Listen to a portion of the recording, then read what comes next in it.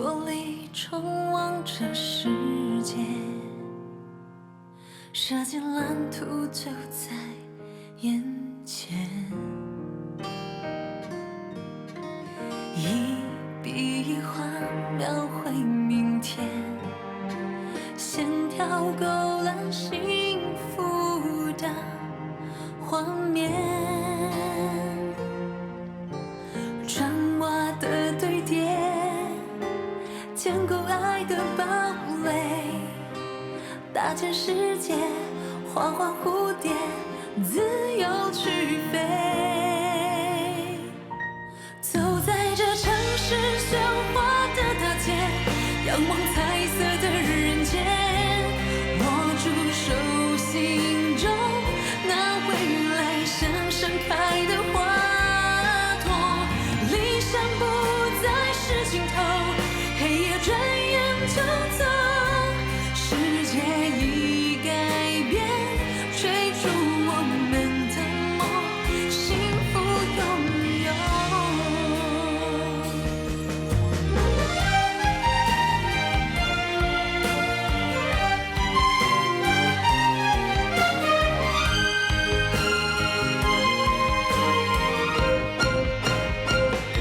实现最初的梦，有你有我。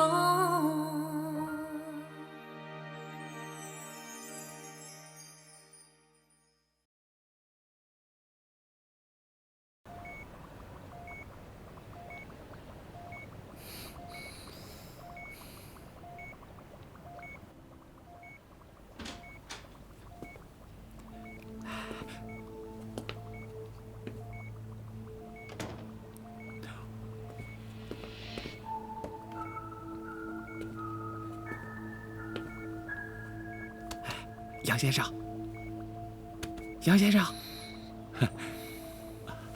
不好意思打扰你了，我是动网络时代的网络记者，本人姓吴。我没有什么可说的，请你马上离开。别嘛，杨先生，你给我透露一点，就一点。我呢，给你写一篇赚人热泪的文章，啊，给你一个独家报道。哎。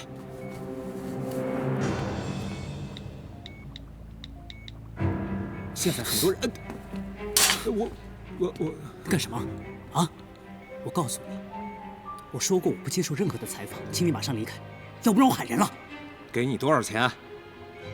你什么意思？你那么冷静，不像是一个受害者家属应有的情绪，是不是白红英给你塞钱了？放屁你！我告诉你，我没有接受任何人的贿赂。还有，我妹妹现在情况不方便接受采访。马上给我离开！行，我不勉强，我就拍个照片。你懂不懂得尊重人啊？给我滚出去！哎呀，打扰不了多少时间。你不滚是吧？那我就揍你！你给我出去！哎呀，有事好商量嘛，你。若山，若山，我是305房间，这里病人有情况，请马上过来。若山，若山，若山，你醒醒啊！若山，你坚持住啊！若山，若山，医生，医生，有没有人呢？快点啊，医生！若山，若山，坚持住！若山，你坚持住！若山，坚持住啊！若山，医生马上就过来了。若山，医生。医生，有没有人的？快点的，医生！医生，快来人呐！若山，坚持一下，若山，若山，若山，你坚持一下，若山！医生，你确定？确定。好，我知道了。如果有什么新的消息，随时打电话通知我。杨若山死了。什么？没弄错吧？大圣说的很确定，应该假不了。杨若山这么一死，那白红英就更加说不清了。董事长真的亲自把仲林请回来了。是啊，这次公司能不能由危机化为转机，就全靠仲林了。哪里，现在是非常时期，光靠我一个人的力量还是不够的，我还是需要大家多帮忙。没问题，放心吧。太好了，仲林哥，以后你要回来的话，我就不会无聊了。玉慧，有话好好说，别动手动脚的。周玉慧，仲林回来是工作的，不是来陪你解闷儿的，搞不清状况。你好了，只要我们大家齐心协力，好好去做，我相信一定可以度过这个难关的。对，说的对。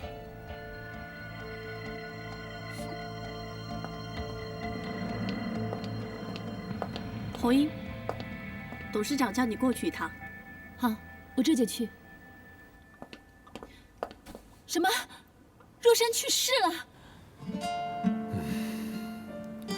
何律师刚刚打电话通知我，他已经跟医院那边确认过了。若山怎么？我连最后一面都还没有见到他。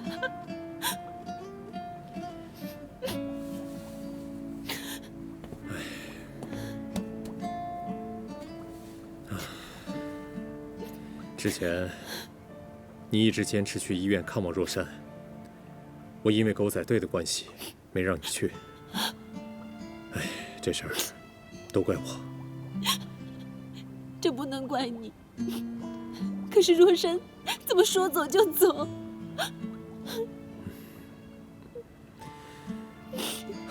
何律师马上就赶过来，晚一点儿，我跟你一起去杨家探望一下伯彦吧。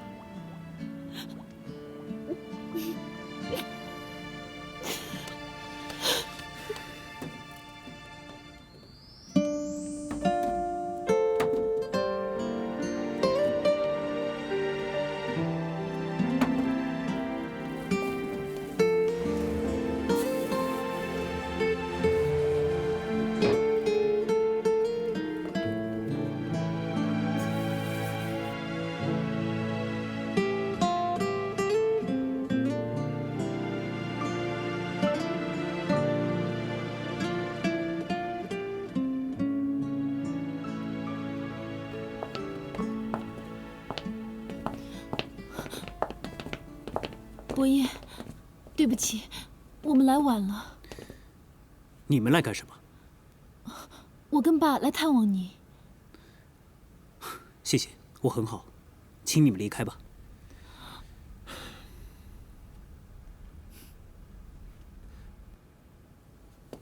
伯彦，之前红英一直想去医院探望你和若山，正因为太多媒体关注了，怕影响若山的病情，所以我就把他拦住了。没想到，却留下遗憾。这事儿你要怪就怪我吧。伯彦，别被骗了，这白红英就是杀害你妹妹的凶手，你可别心软。伯彦，你一定要相信我，我们都认识这么久了，难道你还不信我吗？我不知道，我真的不知道。你们每一个人说的都不一样，到底谁说的是真的，谁说的是假的，我根本就分辨不清楚。宋柯，伯彦，去吧。走，伯彦，红英，我们先走吧。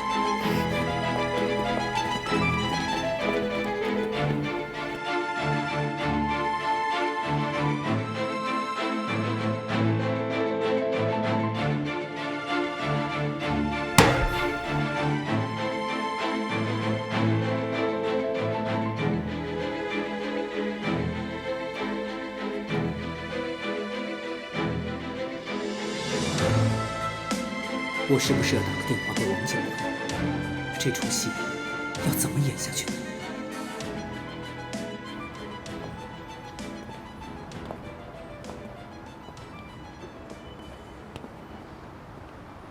杨伯彦啊，心里本来就窝着火，再被刚才这么一闹，就等于是火上浇油。我们啊，就等这个火越烧越旺。那么杨伯彦自然而然就会把矛头指向白家。这个杨伯彦到我们这儿就指日可待了。以杨伯彦的设计天分，加上他对白虎企业所有产品的了解，只要他肯帮我们，肯定能将白虎企业打趴在地上。没错，就算杨伯彦和红英关系再好，现在是若山死了，这个杨伯彦现在应该也很难再为白虎做事了吧？这什么时候？这就是他们该死的时候了。那就干脆一不做二不休，多倒几桶油下去，让杨伯彦心中那把仇恨的火烧得更旺些。他为了给他妹妹报仇，肯定愿意帮我们。那你打算？我想看看这年轻人到底有多耐烧。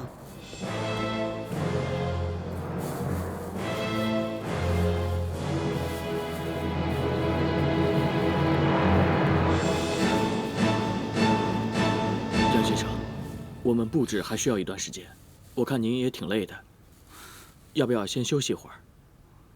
我不累，你们忙吧，谢谢。好的。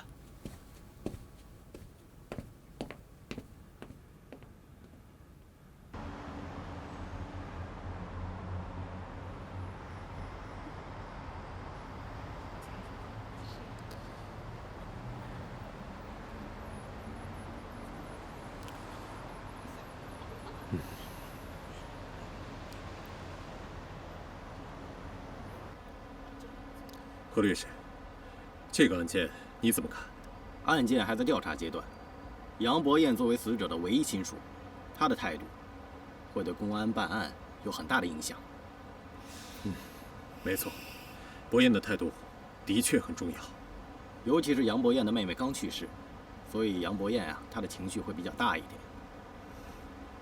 这个时候我们更要表现出耐心跟关心，以免他的态度影响办案，对白小姐不利啊。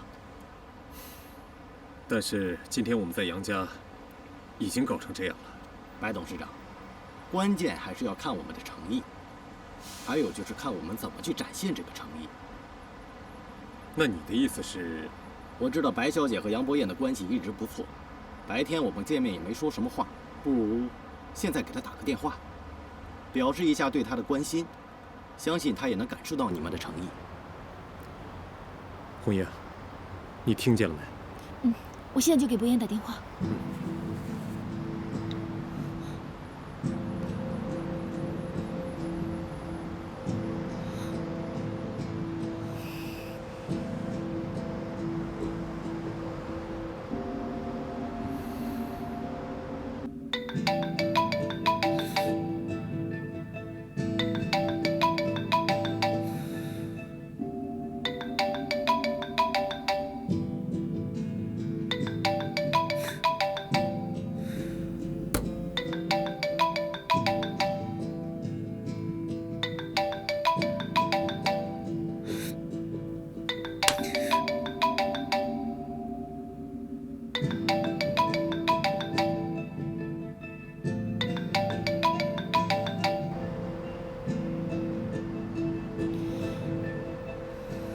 红英，怎么样？他没有接电话。如果是刻意没有接电话，那情况就不妙了。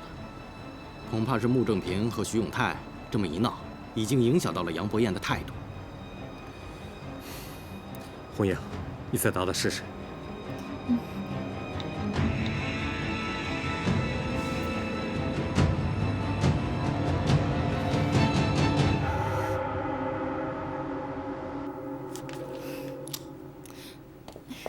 伯彦还是不接电话。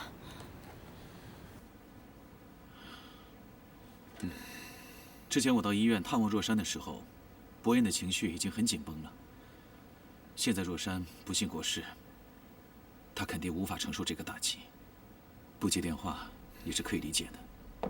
但这么一来，伯彦肯定是故意在封闭自己。就算我们想帮忙，也也无从下手啊。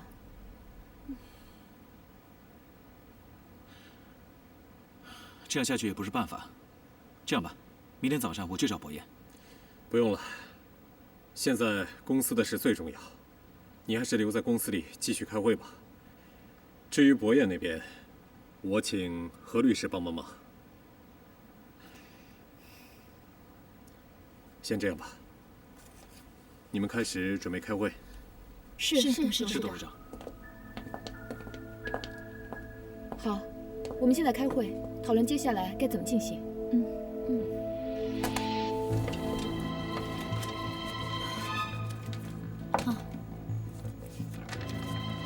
我认为仲林的想法不错，利用我们现有的那些披肩加宽，不仅可以当围巾、当披肩，还可以跟衣服搭。这样一来呢，就能在短时间内制作出新的产品，并且请明星代言，带动人气。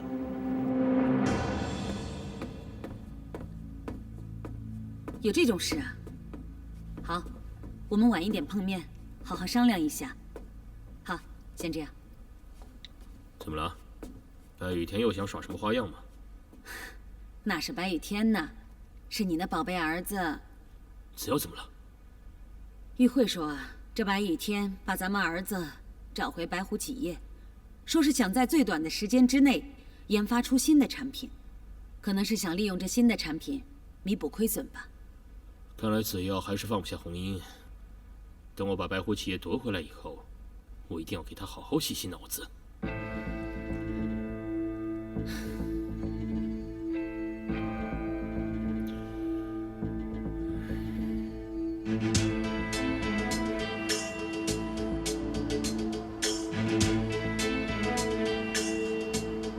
等一下，先确定没有人跟踪玉慧之后，我们再过去。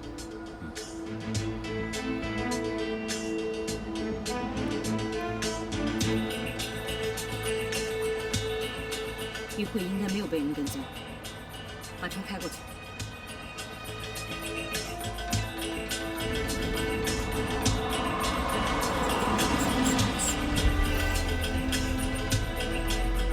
玉慧，上车。田阿姨，我认为仲林的想法不错，利用我们现有的那些披肩加宽，不仅可以当围巾、当披肩，还可以跟衣服搭。这样一来呢，就能在短时间内制作出新的产品，并且请明星代言，带动人气。这个是今天晚上开会的主要内容。白雨天想利用百变披肩扭转危机，我们可以赶在他们之前，利用他们的点子发售新产品，让他们一败涂地，连翻身的机会都没有。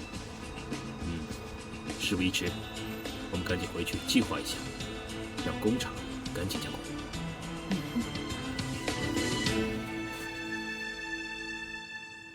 用现有披肩拼凑出百变披肩，花样多了不少，确实是个好点子。董事长，这是仲林想出来的。那我们什么时候可以量产上市呢？董事长，我已经请玉慧查过库存了。玉慧，跟董事长汇报一下吧。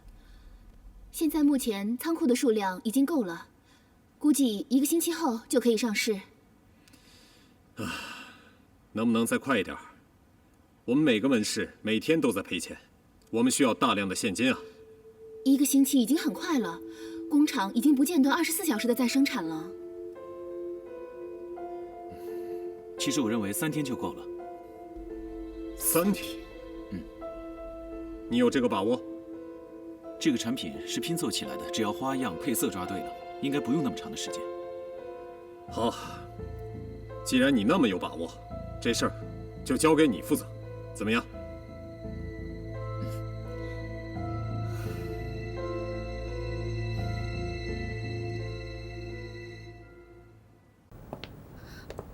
什么？3天后上市？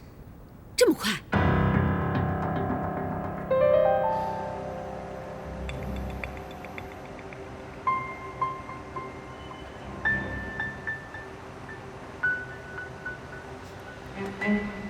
郑平啊，你担心什么呢？事情我都已经办妥了。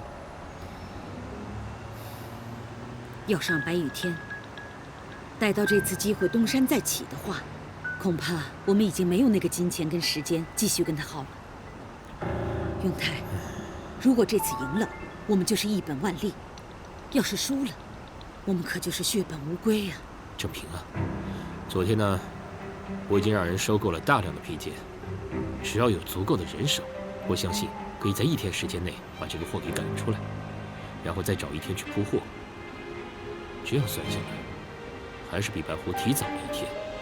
你怕什么呀？可是，一时之间，我们去哪里找那么多的工人呢？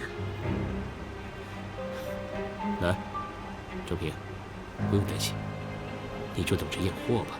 啊。白雨天想利用百变披肩翻身，想不到这个商机却被我们给捷足先登了。你放心，媒体那边我会想办法多给他们一点压力。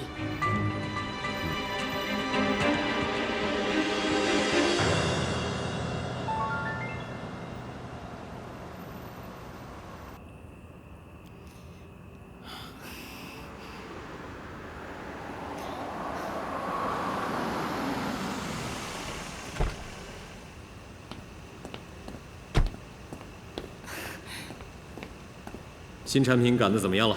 经仲林分类，工人已经开始赶工，进度已经快了1倍。好，这次我对你刮目相看。谢谢董事长夸奖。你确定3天能出货？我已经向各大媒体发布了消息，可不要再出什么错。能不能度过这次危机，就看这百变披肩了。董事长您放心，原本我预计要3天的时间，但我看现在的进度，确定2天半的时间就够了。好，不过在出货之前，你们一定要盯紧进度，不能松懈，知道了吗？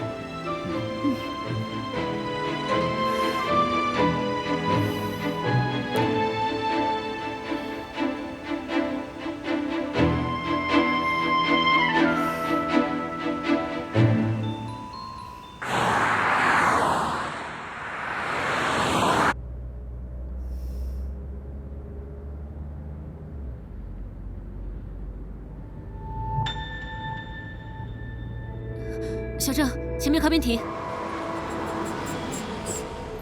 哎，都来看一下啊！都来看一下了。百搭百变，可以当围巾，也可以当披肩。大姐，您来一条吧。大姐，您披着绝对显得更加有气质。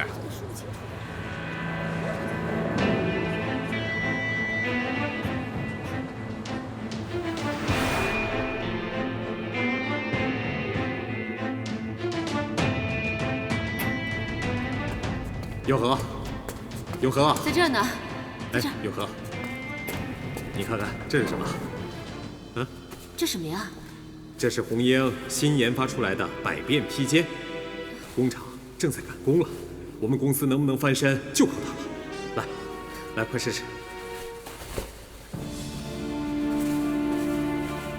来，快去照照镜子，来看看，哟，真不错。对呀。转过来看看。真好看，是。你看，再系个腰带，就可以像个小外套一样。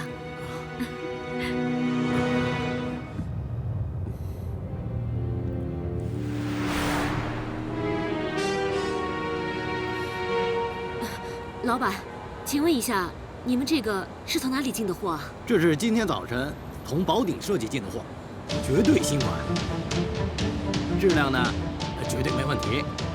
一早上您看就卖了这么多，现在还有很多人在抢着呢。您要是喜欢，就多来几条，我给您打个9折。先给我1条。好嘞，好。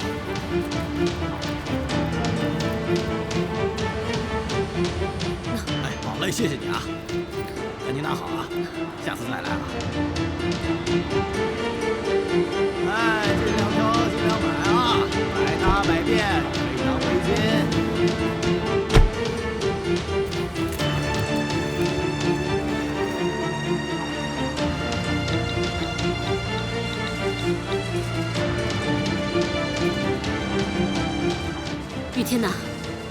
你在哪里？我有很急的事情要找你。那好，在公司楼下咖啡厅等你啊，你快点来啊！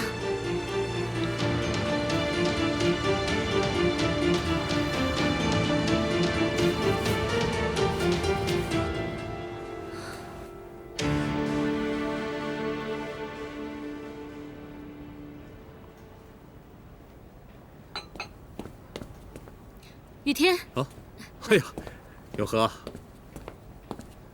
永和，那么急找我来干什么呀？你看，这是我今天早上从街上的小摊贩那里买到的。街上小摊贩，他们怎么会有这种披肩？这不是跟红英设计的一模一样吗？他们说是宝鼎服饰今天早上给他们批的货。是穆正平和徐永泰干的。他们怎么知道我们公司出了新产品呢？而且还抢在我们上市之前发售呢？看来一定是有人走漏了消息。唉，我们公司内部一定有穆正平的奸细。唉，不用想了，肯定是徐仲林。他们一家人可恶至极。雨天，你先别激动，不要这么早下定论。我觉得仲林不像是会做那种事情的人。如果不是他，还能有谁？走，我们先回公司再说吧。哎，雨天，哎呦，雨天，雨天，哎呀，雨天，你冷静，雨天，你冷静一点。永和，你别拉着我，我再不给他们一点颜色看看，他们一家人就把我白雨天当成软柿子。好了好了，你冷静一点，听我说好不好？我拜托你听我一回，好不好？放开永和！你放手！你听我说，你冷静一点，雨天。你放开我！你看一下，哎，胡英，你帮我看一下色。这个。你看一下，雨天，雨天，你别拉着我！我要是再不给他们一点颜色看看，他们一家人还真以为我白雨天是个软柿子。董事长，我先过去看看。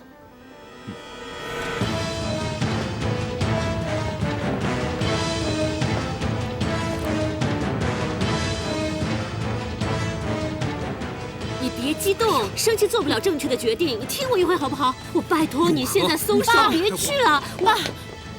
妈，怎么了？爸，发生什么事了？没事，去你爸办公室说去。哦，爸，您看您身为董事长，在走道里嚷嚷多不好啊！这是我的公司，我想怎么样就怎么样。好，你小声一点好吗？我们走吧，快走吧，走啦！哎呀，坐。爸，仲林绝对不会做出这种出卖机密的事情，你肯定是误会他了。你别再为他辩解了，这产品从赶工、想法到出货，全都是仲林一手包办的，不是他还会有谁呢？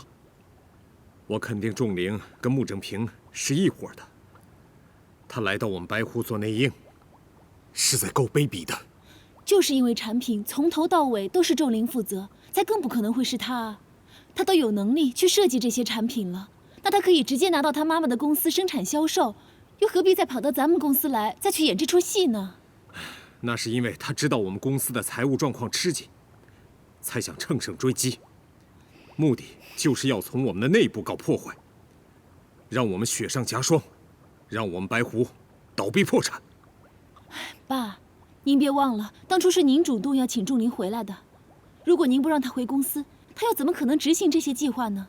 是啊，雨天，我也觉得仲林他不像是会做出这种事情的人呢。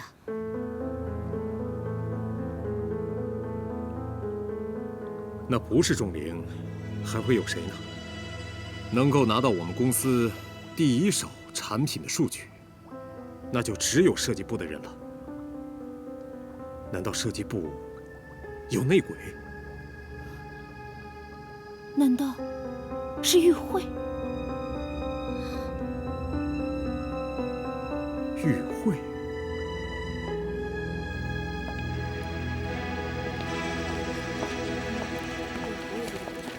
胡英，刚才发生什么事了？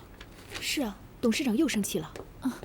不是这样的，因为一些变故，董事长决定不发售百变披肩了。不发售了？为什么？怎么不发售不发售了？不发售百变披肩了？为什么？是啊，我们天天没日没夜的加班，为的就是提前几天上市。对呀，现在突然又不发售了，这搞什么鬼啊？这是为什么？不是这样的，你们先别急。虽然不发售百变披肩，但是董事长决定用这个秘密武器。来，就是这个帽子，这是帽子啊？帽子。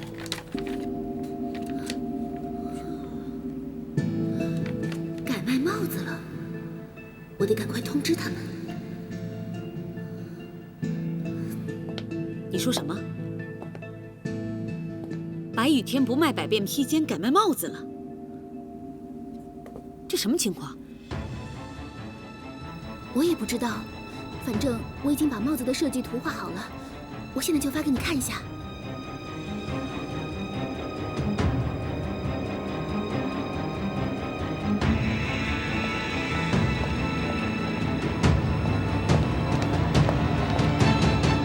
你刚才去哪儿了？我去洗手间啊。去个洗手间要那么久啊？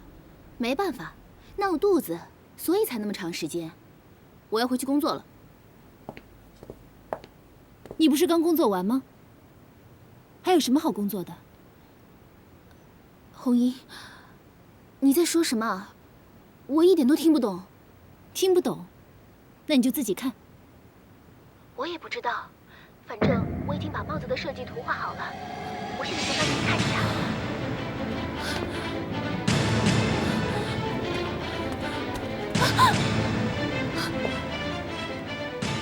子耀哥，你为什么这么做？你应该知道，做我们这个行业的，最忌讳的就是商业间谍。我对你太失望了。子耀哥，你听我解释啊！都已经人赃俱获，还有什么好解释的？你走吧，我这一辈子再也不会信任你了。子耀哥，你怎么能这样说我呀？我帮的可是你爸妈呀！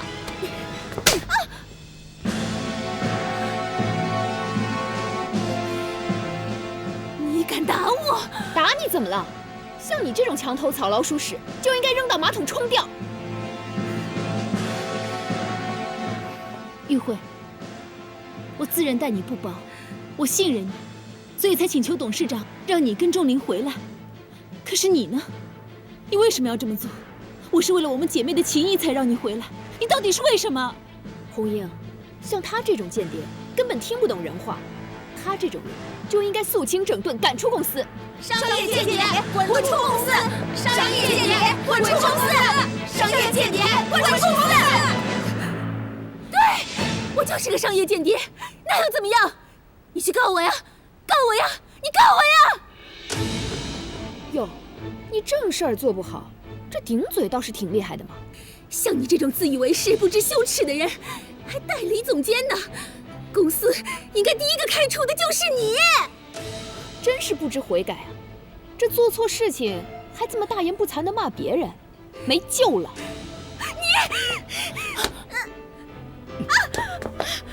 谁允许你碰我的女人？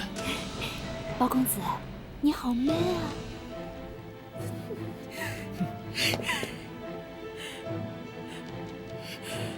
你们今天一个个都给我记住了！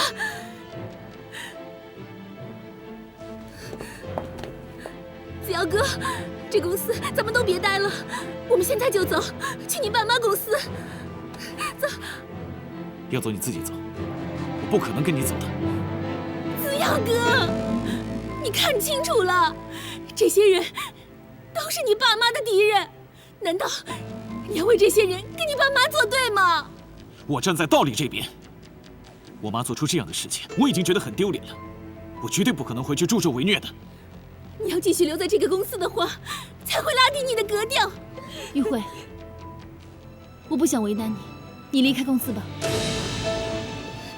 好，你们都给我记住了，你们给我的羞辱，来日我一定加倍奉还。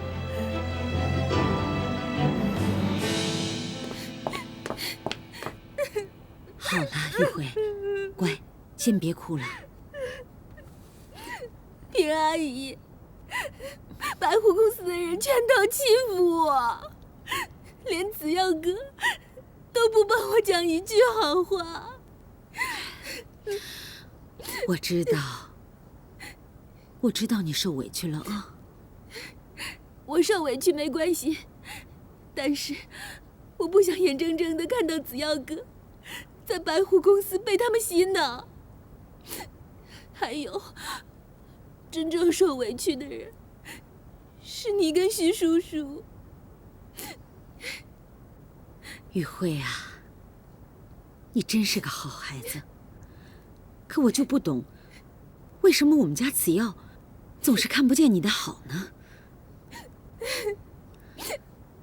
永泰啊，这笔债一定要跟他们讨回来，绝不能让白雨天那老狐狸觉得自己可以呼风唤雨。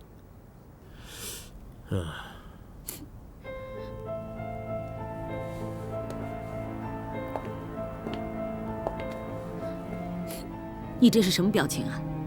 是害怕了，还是想放弃啊？我总觉得有点不对。你想啊，玉慧犯的是窃取商业机密这么严重的罪行，按照白雨天的性格，一定会追查到底。现在这么容易就把玉慧给放回来了，我怕他有后招。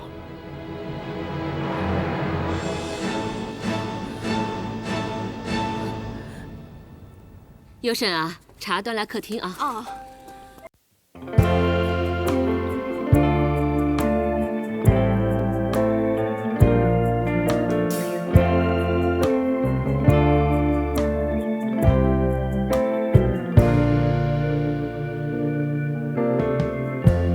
Lighten up, take me on your magic river.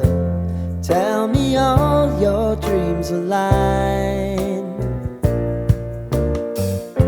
Sign me up and tell me about the people that you know who are trying to feel alive.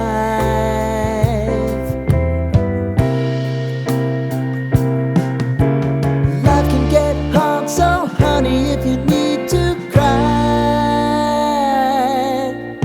just come share my pillow and rain, rain, go away.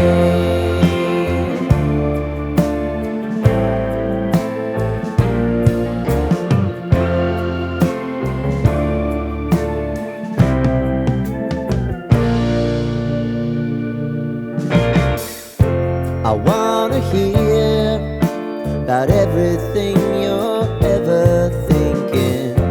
You know that I can take the truth.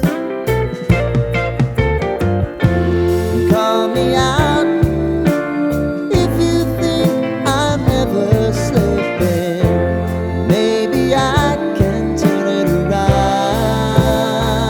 Oh yeah. Baby, if you want us, you know time is on our side. If things are gonna haunt us, we'll just have to put aside.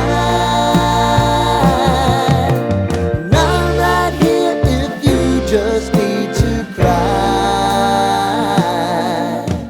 Come love, share my pillow and rain, rain, go away.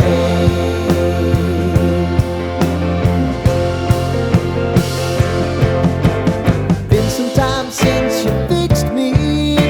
I'll never forget your time. 虽然这次百变披肩的计划不尽人意，但是会让白虎企业前债未清，后债又起。他们面临危机啊，只是迟早的事情。我们只要再多施加一点压力，我想白雨天很快就会抛售他的股权，到时候我们把所有股权都买下来，就可以掌握白虎企业的一切了。你说的很有道理，但这需要时间。要是有人愿意帮我们的话，就用不了那么久了。你是指杨伯彦？是。我们要利用杨伯彦对白狐的了解，进一步逼死白狐。但可惜的是，杨伯彦迟迟不想跟我们合作，这实在是有点让人觉得棘手。这一点我早就想到了，你放心，我有办法。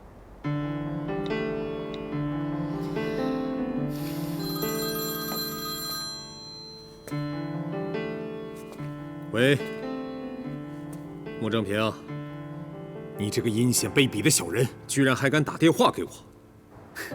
我哪里卑鄙了？你没听说过这商场如战场，兵不厌诈，不是吗？你少跟我废话！你别以为利用周玉慧来盗取我们公司的机密，跟我们推出相同的产品，就把我们白狐逼到墙角。我告诉你，这是不可能的，你休想得逞！是吗？那我们谈谈你好了。你呀，远离业界20几年了，说经验嘛没经验，说能力，我想你自己应该很清楚，你都是靠着你那死去的老爸才有办法当上白狐企业的董事长的，不是吗？我不准你提我父亲，因为你没有资格。好啊，那我们不要提你父亲，我们现在来谈谈你的宝贝女儿吧。我告诉你，搞垮你们白狐企业的就是你女儿白红英。我告诉你，搞垮你们白狐企业的就是你女儿白红英。你还想怎么样？穆正平，你给我听清楚了，如果你敢伤害红英的话，我跟你没完。我哪敢伤害她呀？你女儿可是杀人凶手，我多怕呀！杨若珊呐，就是被她给……红英不是杀人凶手，你没有证据证明是她。唉，你相信自己的女儿，这是人之常情，我懂，我了解。但是没有证据又怎么样呢？现在有哪个人相信你女儿是无辜的？告诉你，一个都没有。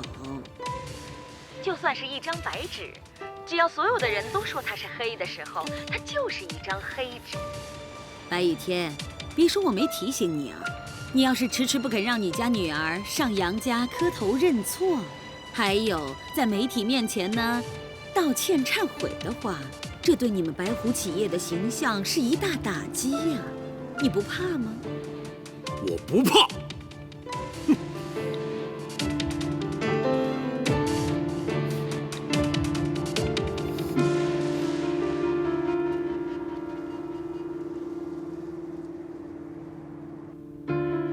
怕，法官找不到证据给红英定罪，就代表红英无罪。既然无罪，红英为什么要道歉？好啊，你认为法理上不用道歉，你们就可以一点表示都没有吗？我已经放下身段，亲自拜访杨伯彦，是他不肯和我谈，还把我赶出来。我已经仁至义尽了，随便他怎么想。白雨天，你。伯彦，你都听到了吧？这白雨天就是这么目中无人，他根本不在乎你跟你妹妹的死活。你会原谅这种人吗？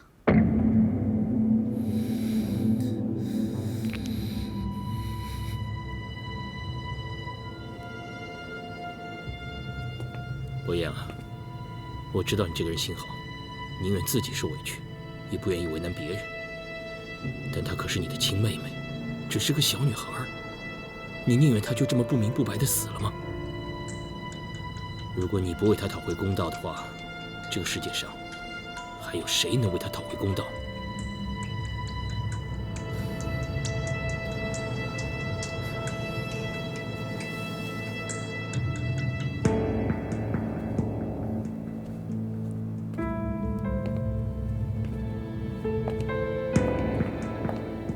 伯彦，如果你想给白家一个教训，最好的机会就是扳倒白狐。我在这里向你保证，只要你肯加入我们宝鼎，我一定帮助你扳倒白狐，让那个白雨天永世不得翻身，好为你妹妹讨回公道。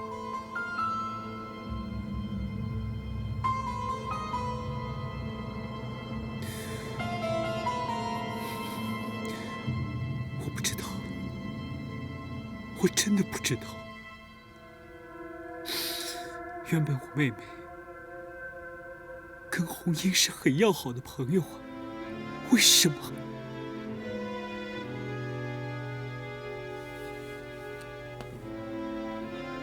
所以，也许白雨天说的有道理，你们根本就没有证据证明是红英杀害了我的妹妹若珊。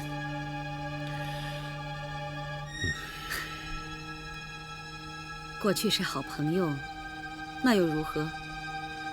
我以前还是那白雨天明媒正娶的合法妻子，不是吗？可是我现在跟他什么关系，你应该很清楚。人呐，只要改变了立场，就什么情分都没有了。唉，相信自己做的事情是对的，给白家一点颜色看看，为你的妹妹报仇。这样，白家以后就不敢仗势欺人了。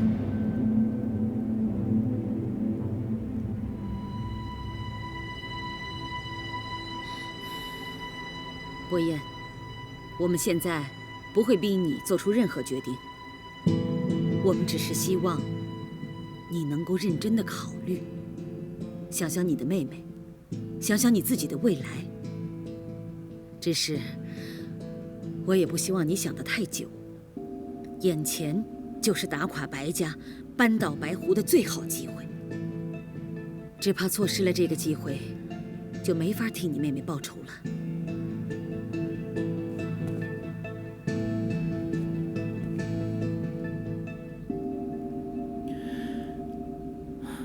那我们先走了。你保重。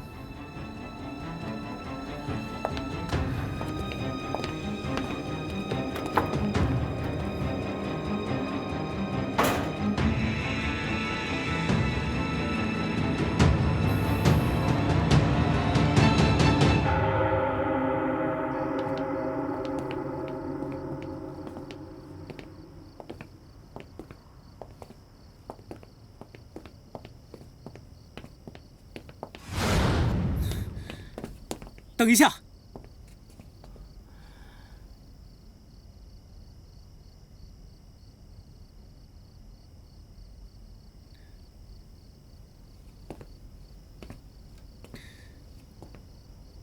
如果我答应加入你们的公司，你们真的能帮我对付白雨天父女吗？当然了，只要你加入我们公司，自然就是我们的一份子，也就是我们的家人。这家人之间互相帮助，本来就是应该的。永泰，你说对吗？如果你不放心的话，我们现在就可以跟你把合约给签了。我们是很有诚意的。再说了，你也找不到比我们更好的合作对象了。好。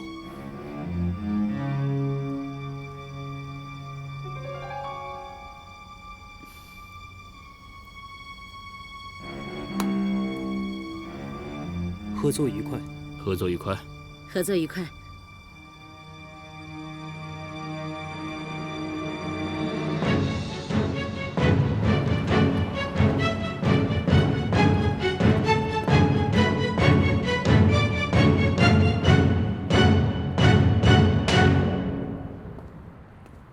杨伯彦。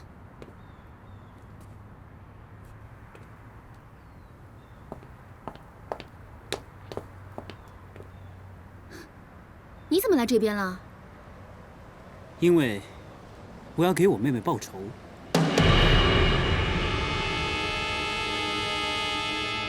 报仇？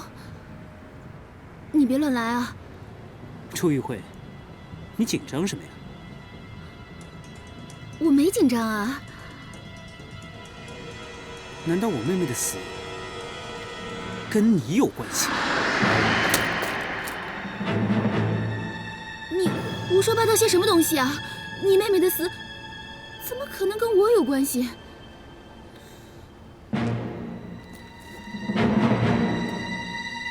如果不是心虚，你为什么慌张成这样？吓得连自己的包都掉了。你那个凶神恶煞的样子，还向我靠过来，是谁看了都会害怕的好吗？包包还给我。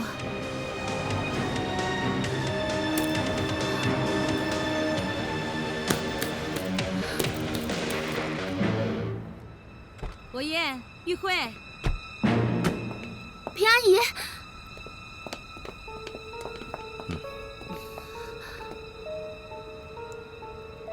平阿姨，杨伯彦说他是来报仇的，怎么办？没事，你跟我来。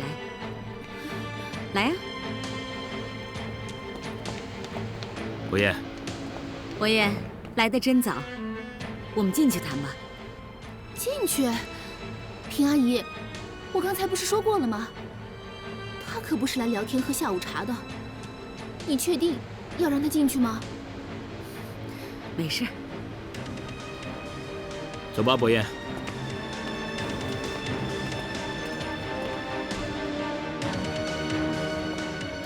别怕，待会儿进去我再解释给你听啊。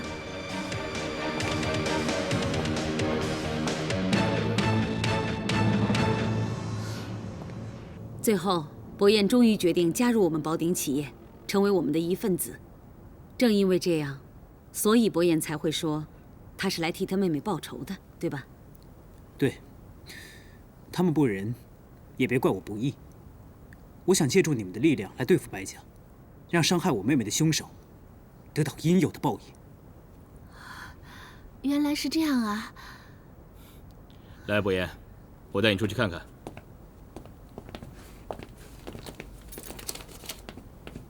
伯彦啊，以后呢，你就在这里办公了。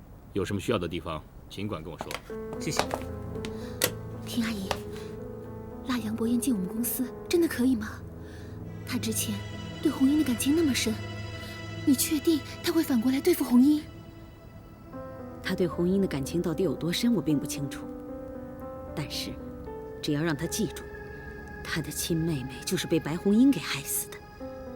就算他对白红英的感情比那桃花潭还要深，只要仇恨一上心头，还能剩几分呢？就是怨恨而已嘛。可是，让他待在我们公司的话，时间长了，他会不会知道真相啊？嘘，要是怕别人知道，就千万不要再提起。而且你自己也要记住，一定要记住，白红英就是杀死杨若山的凶手，没有别人，知道吗？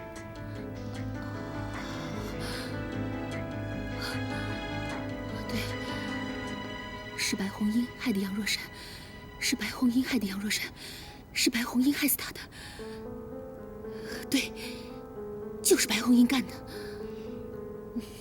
我找杨伯彦来，是为了要让他帮我们对付白雨天跟白虎企业。计划一旦完成之后，我不会留下他，我会让他成为一个快乐的笨蛋。平阿姨，我都听你的，你说什么我都照办，只要不把这个事情……嘘，说过不要再提的事情就别再想了。快去上班，好好工作。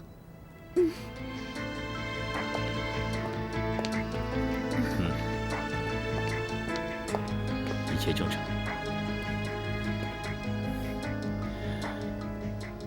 接下来，我们就要好好想想，怎么利用杨伯彦对付白虎企业。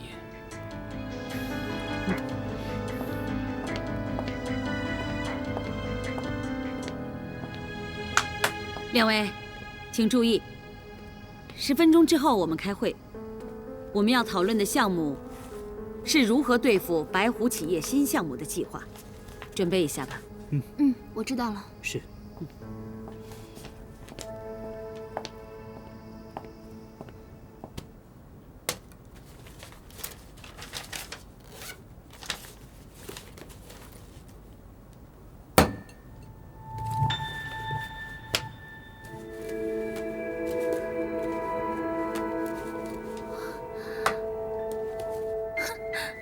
杨博彦，你不会吧？上班带这种玩意儿？干嘛？看一下又怎么样？小气。不是我小气，这些东西对我是非常重要的。这是我妹妹生前最喜欢的星星。这星星啊，一闪一闪亮晶晶的，她说就像是天堂上爸爸妈妈的眼睛，一直在看着她，给她温暖。这些都是，瞧瞧，杯子上都是星星。这罐里面呢也是星星。还有，看看这个便利贴，也全是星星形状。包括这些玩偶，还有你手上的这些所有的玩偶，全都是星星。杯子陪伴我2年了，是若山上大学的时候送给我的。其他这些呢，也都是若山平时最喜欢的。我为什么要带着这些东西？因为我要他们提醒我，我要找到杀害我妹妹的凶手，替他报仇。这是你妹妹的。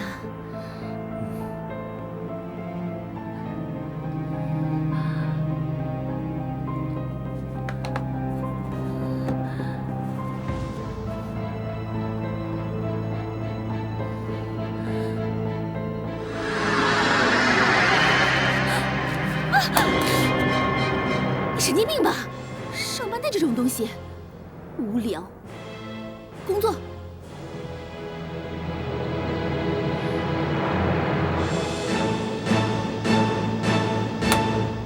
因为宝鼎盗用了我们的设计，我们的百变披肩已经失去了先机。就算我们继续出货的话，对我们公司也不会有实质性的帮助。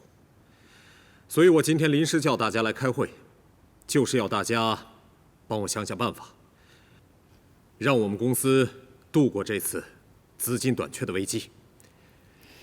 各位，有没有其他的办法？不知道，我就想说，赫本，你呢？我，红英，你有没有意见？这个昨天我跟仲林大概讨论了一下，他有个不错的想法，您听听他自己说。仲林，你说来听听。董事长，我想发行7折的消费券。7折消费券，什么意思啊？就是商品券，但是以7折的价格售出，让消费者可以凭着商品券到各个门市兑换等值的商品。对消费者来说，他们是享受了7折的优惠，但是对于我们来说，如果售出的量够大的话，可以让资金回笼的。这听起来是个不错的方法。可是仲林，现在我们的信任度在消费者心中有所下降，如果现在让他们花钱购买消费券的话，好像有点难度吧？这个我们昨天也讨论过了。消费者不信任我们，是因为我们之前的新产品被全数损坏。可是现在情况不同了，工厂已经在生产，不久新产品就会出货，所以我相信，再加上消费券7折的优惠和配合宣传，应该是没有问题的。宣传的方面，我认为在线下的部分，我们可以开新闻发布会，把这个消息散布出去；在线上的部分，可以在微博或是论坛开热门的话题。但这部分就要请营销中心的人想办法，看如何操作。好，就这么办。小雨，你马上去联系，去举行一个新闻发布会。好。仲林、红英，你们也准备准备。是。赫本，你跟营销部去联系一下，让他们尽快开始策划网络传播，越快越好。好，董事长。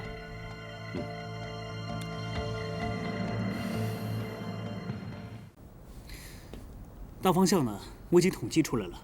接下来我们会仔细的推敲，一定要做得更加精准。博彦说的没有错，机会就只有一次，没有办法再重新来过，所以绝对不能有任何的闪失差错，我们一定要小心。我倒觉得，有博彦这个新生力军的加盟，我们一定能成功的。到时候白狐、白雨天，能不输吗？事情还没有成功之前，先别得意的太早。博彦，把我们刚才的讨论内容好好的思考消化一下，我们过几天再商量。知道了。好了，时间差不多了，吃饭重要。博彦，今天为了欢迎你加入我们这个新的团队，我跟郑平呢、左东一起吃个便饭。不用太客气。客气什么呀？就吃个饭。来，走。那先等一下，我把这个收起来。那就谢谢你们。走吧。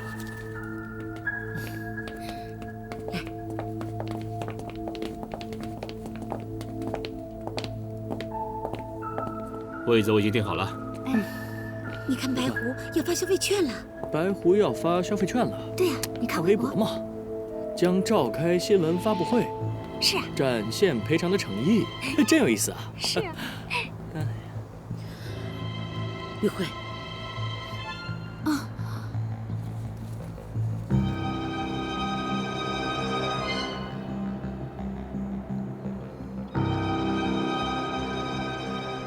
平阿姨，看来是真的。发行7折消费券，狗急了要跳墙是吧？我看白老头啊，可是要被气得活过来了。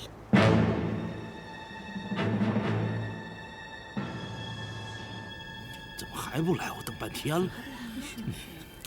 如果这个计划成功的话，还是有翻盘的可能的。白总呀，快！哎，白董事长，问您个问题啊，请问关于网上网友拒买你们白狐企业7折消费券这件事，您怎么看啊？白红英现在还有没有被起诉的可能啊？死者家属杨博彦跟你们联系过吗？各位记者朋友，今天我女儿的案件啊不是重点，还请大家多报道一下消费券打折的活动。来，请让一下，让一下，我走。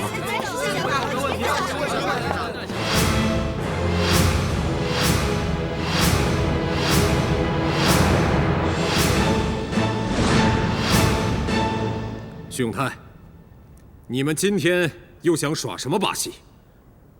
耍把戏的应该是你吧？发行消费券，白狐集团什么时候沦落到打折扣战了？我真为老董事长感到不值啊！至少我们光明磊落，问心无愧。爸，记者们都在，别跟他们纠缠，否则焦点被转移，我们新闻发布会就白开了。我们走。白雨天，别急呀，我们来是想给你一个惊喜。哼，对不起，我没兴趣。不行，这个人你一定得见。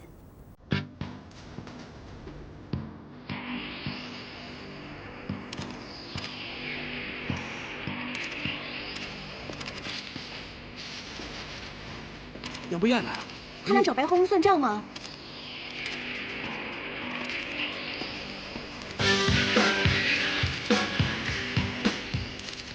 博彦，你怎么来了？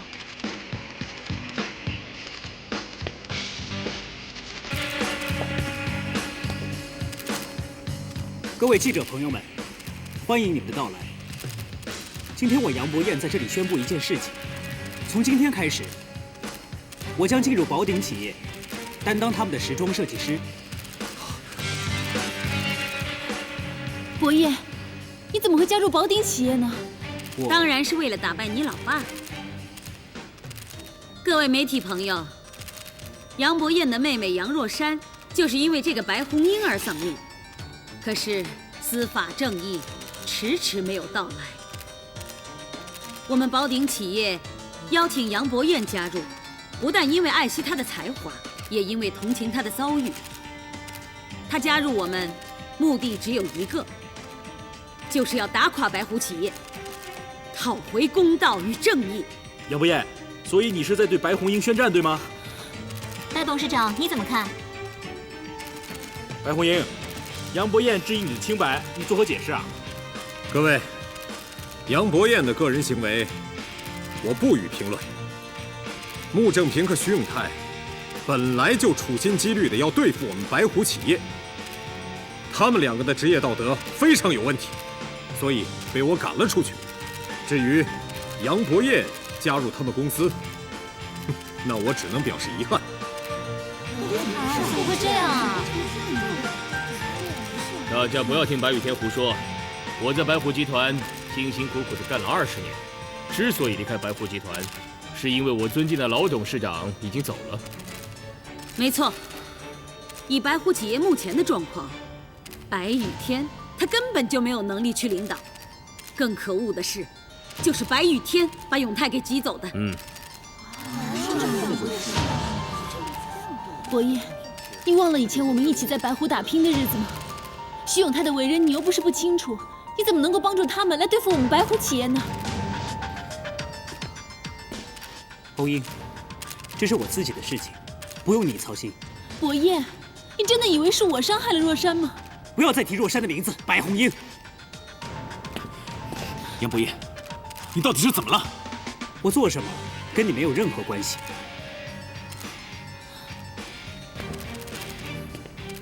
白红英，你还记得吗？你第一次被白虎企业开除的时候，为了让你开心，我陪着你去二手店逛。我买个送给你吧。不用了，红英啊，告诉你一个秘密，其实这世界上最贵重的礼物，不是超跑，不是钻戒，也不是豪宅、名牌包，而是带给朋友一点希望。如果你真的想报答我，那将来如果我遇到什么困难的时候，就请你给我一点希望。我当时跟你说，如果将来我遇到什么困难的话，请你给我一点希望。可是你呢？你不仅没有给我希望，还给了我无尽的失望。白红英，直到今天，我才看清你的嘴脸。伯爷，我真的没有杀害若山，不准你再提他的名字。杨伯彦，你到底是怎么了？红英不可能杀害若山的，还有你，你怎么会加入宝鼎企业？我做什么跟你没有关系。怎么会跟我没有关系呢？他们为了抢白虎企业，不择手段，牺牲别人都在所不惜。我就是最好的一个例子。你看看周玉慧，难道你要跟他们一样，不要自己的人格，自甘堕落吗？子耀哥，徐子耀，你够了！你为了外人，跟自己的父母断绝关系，现在又讲这种话，真替我长脸呢。你们用卑鄙的手段抢白虎企业，我根本不承认我跟你们有任何关系。子耀，你怎么能这样说话呢？伯爷，我们之间有什么误会可以暂时不提，可是如果你帮助宝鼎企业，到时候出了什么事，你没有办法脱身呢。谢谢你的好意，不过我现在只想给妹妹讨回公道。至于我怎么做，发生什么样的事情，你就不要操心了。杨伯彦，你是铁了心了要跟红英作对吗？子阳哥，白虎企业迟早是要倒闭的，你快回来呀！徐永泰，你别嚣张，我们法庭这见。好啊，我等着。如果没钱请律师的话，我可以借给你。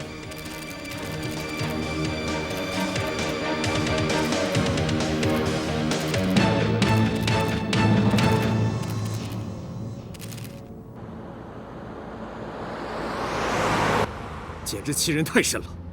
他们盗取商业机密，我没告他们呢，他们居然找上门来了。还有那个伯彦，我真看走了眼。当初我还想收他当干儿子，没想到他居然跑去投靠穆正平，真是气死人了。董事长，我觉得他们这次的目的是想干扰记者对消费券的焦点，我们得另外想一个对策来应变。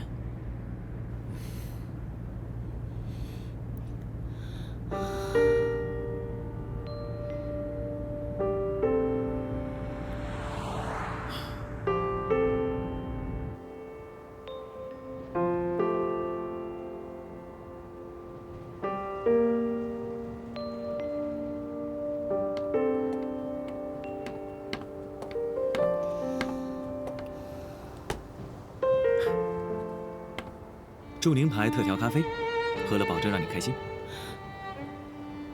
你怎么知道我在这儿？我当然知道啊，办公室没看见你人，我就猜你肯定在这儿，在想伯彦的事，对吧？伯彦今天这么做，实在是太意外了。我没有想到，他竟然会认为是我伤害了若山，而且他还想打垮白虎企业，甚至跑到宝鼎企业去帮忙。我真的开始怀疑，是不是我做错了？你千万别这么想。你要是这么想的话，就正合他们心意了。我妈他们，只要是对自己有好处的事，什么样的手段都做得出来。这一次，伯彦因为若山的事情，心情大受影响。他们选在这个时机去挑拨离间，绝对不是难事。更何况伯彦的能力这么强，也在白湖待过。他在这个时候加入宝鼎的话，对他们来说绝对是如虎添翼啊！这该怎么办？如果这样下去，我们之间的误会会越来越大的。你要这么在乎的话，不如打个电话过去吧，跟他好好聊一聊，说不定能有什么转机啊。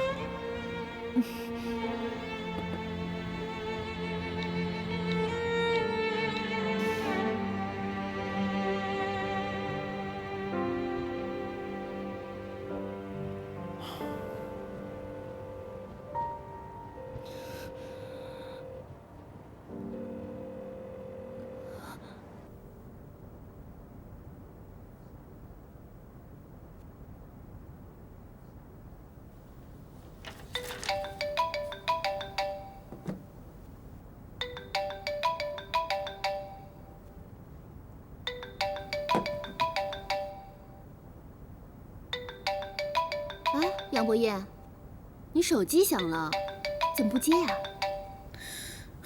不想接。那你拿手机来干嘛用啊？因为那是白红英来的电话。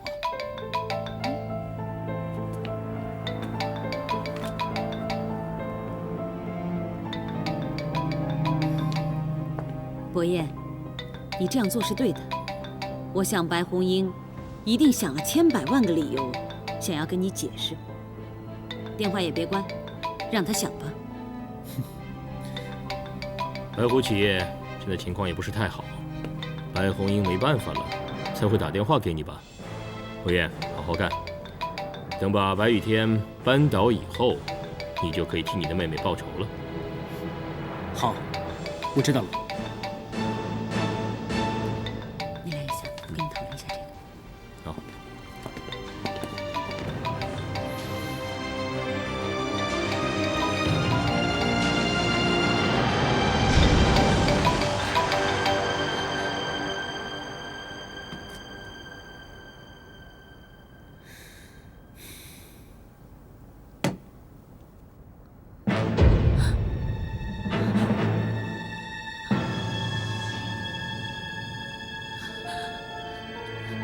周玉慧，镇定，杨博彦就在旁边，千万不能露馅儿。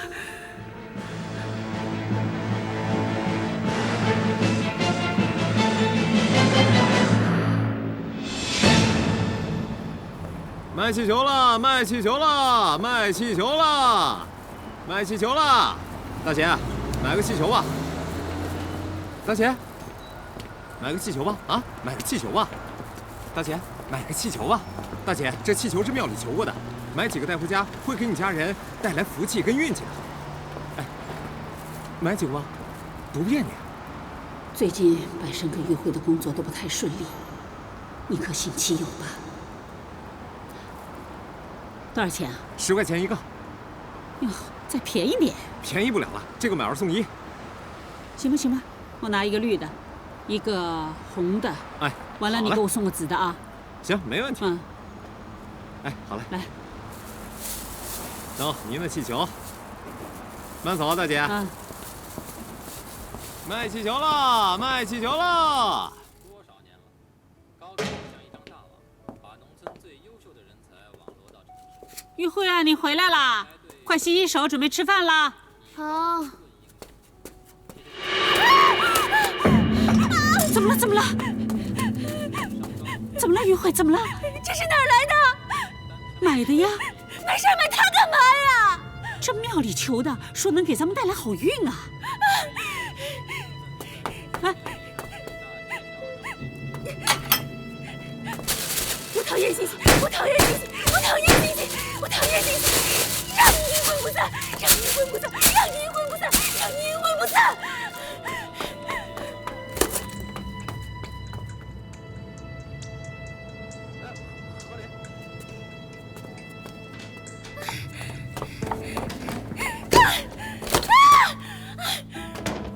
玉慧，你怎么了？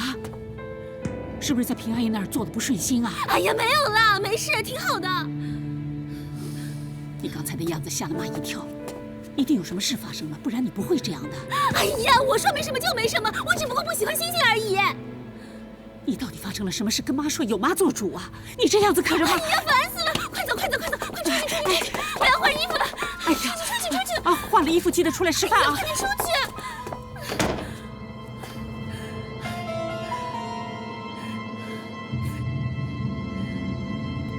老婆，你嚷嚷什么呀你？捡着钱了？哎呀，老婆，这跟捡了钱差不多。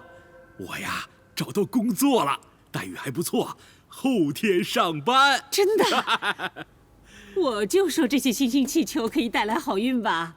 哎，你们公司安排你做什么？啊，还是老本行跑业务。哎，这怎么回事啊？乱七八糟的，能带来什么好运呢？哎呀，刚才还好好的，这不是与会吗？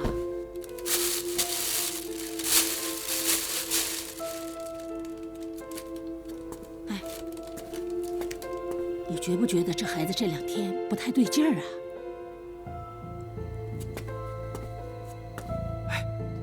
你到底弄清楚他脚上的伤是怎么回事吗？我问了，每次都不开心。刚才回来又一顿吵吵，说是星星气球碍着他什么事儿了。你看看，踩成这样了。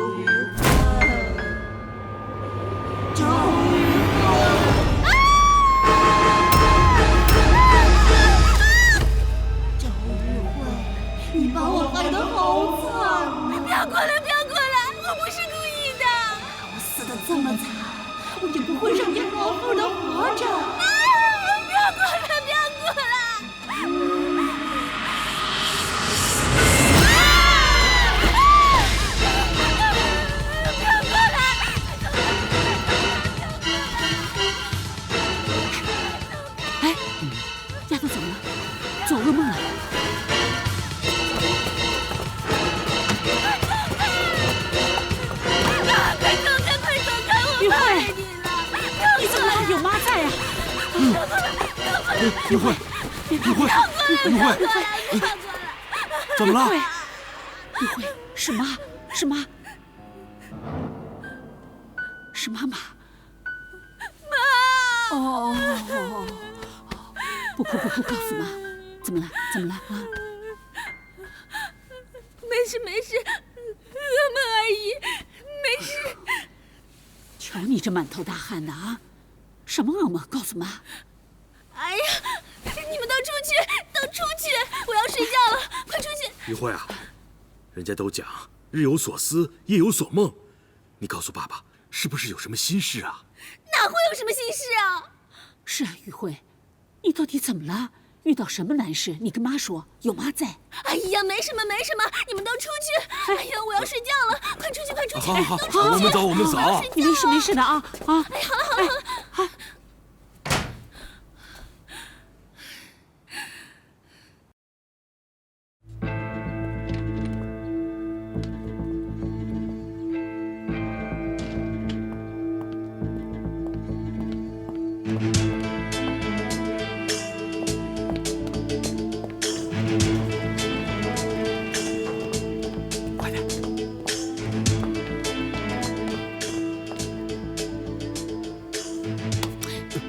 你杵着干嘛？老婆，你打我干什么呀？你不是说要暗中观察吗？人都走远了，你还观察什么？赶紧跟上啊！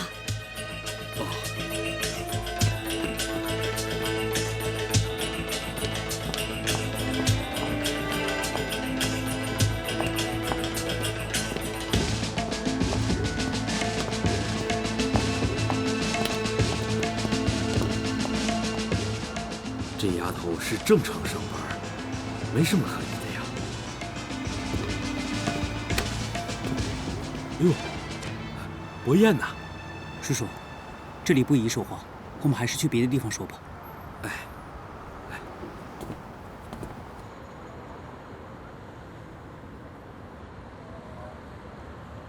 伯彦呐，没想到你也跑到穆正平的公司上班了。叔叔，我的事情就先别谈了。您还没告诉我，为什么要跟踪玉慧？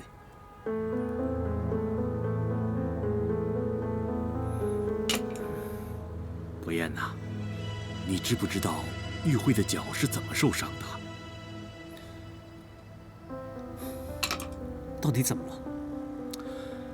哎呀，我也不知道。自从玉慧的脚受伤之后，整个人都显得怪怪的。我看她的脚像是被抓伤的，可是她却说是撞伤的。问她，她也不说原因。哎呀，我真有点为她担心呐。只是受了点轻伤，别人问却瞒着，确实很让人疑惑。是啊，伯彦，你们现在是同事了，请你关心一下玉慧，帮我注意一下她的状况。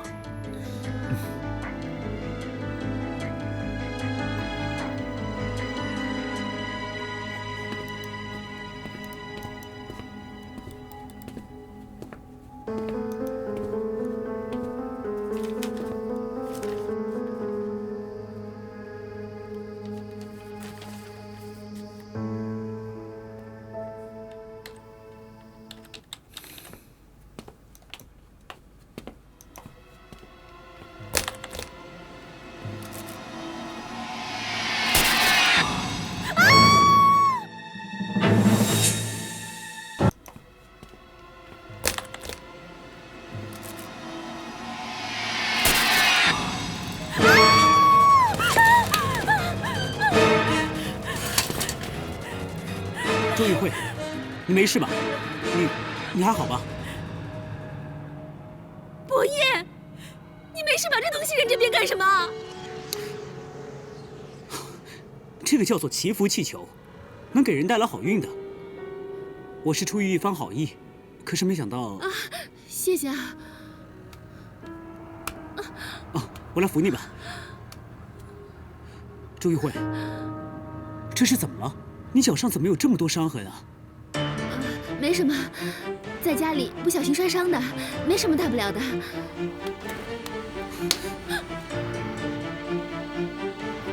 摔伤了？周玉慧，这些伤痕可不像是摔伤的，明明是抓伤的。你心里面是不是有鬼啊？你放开！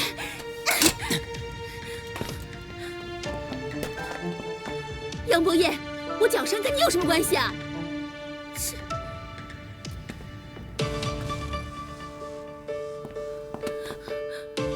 你要去哪里？我去买早饭也要告诉你吗？神经病！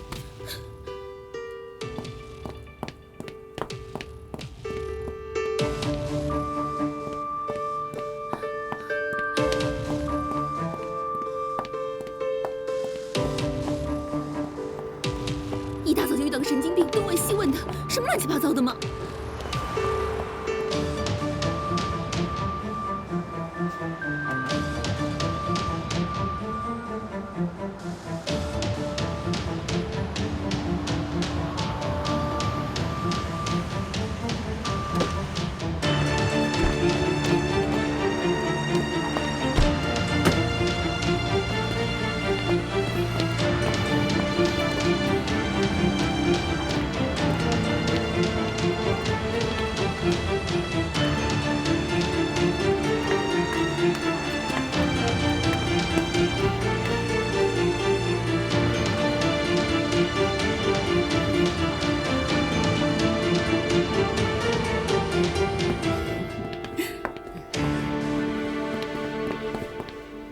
伯彦，早啊！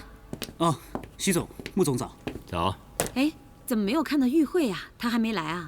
她去买早餐了。哦。穆正平，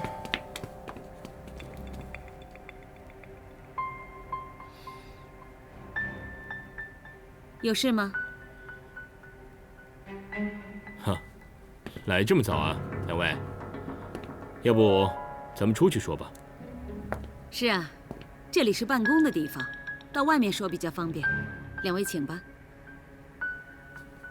走，请吧。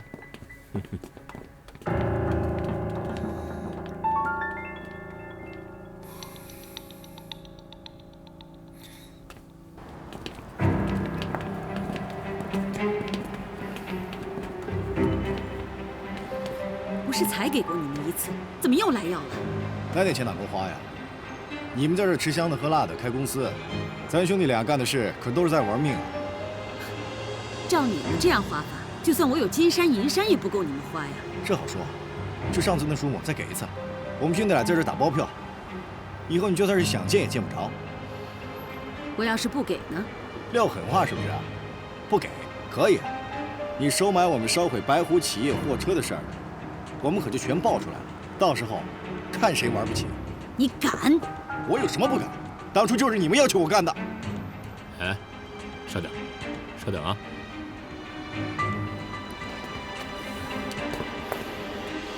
周平啊，我跟你说，他们这种人啊，只要钱不要脸，跟他们硬着干没必要。不就是要钱吗？给他们就是了吗？但万一他们一直要个不停呢？哎，他们不是说了吗？最后一次，那我们呢就相信他们一次。如果以后再来，咱们再想办法对付他们。现在最重要的就是对付白狐。好吧，先听你的。好，你们在这儿等着，我去开张支票。我们不懂什么是支票，我们是粗人，请你们去银行取现金给我们。宝山，现在我们公司资金状况怎么样？董事长，目前公司所有的现金储备都已经分发给了各个门店了，但根据各个门店的回报资料来看，现在的资金只够支付70%的退款。什么？现金都发放出去，还不够付退款？那剩下30%该怎么办呢？对了，董事长，您不是跟一些银行行长交情不错，能不能请他们帮个忙啊？能开口的，我已经开口了。这样吧，等一下我再到别的银行去跑一趟，看看他们能否贷点款出来给我。若不行的话，我们就抵押资产。总之，我们先渡过难关再说。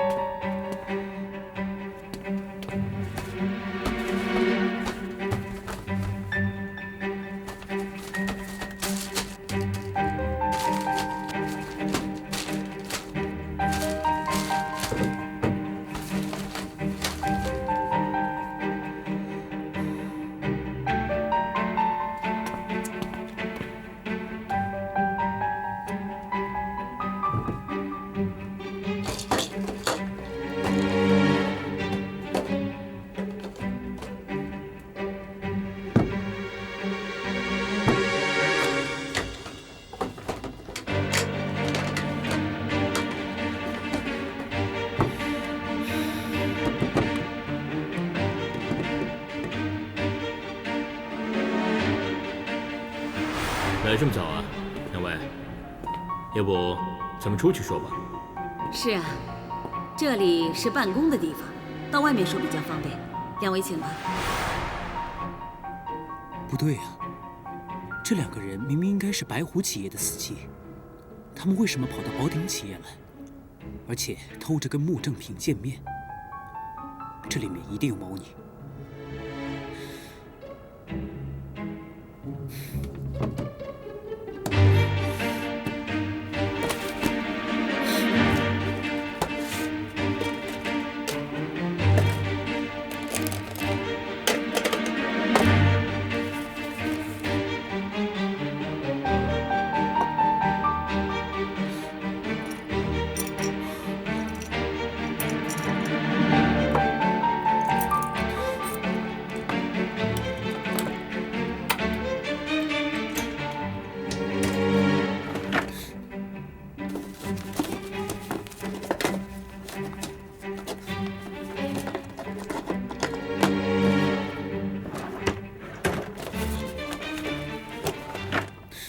不应该呀，不应该是这样。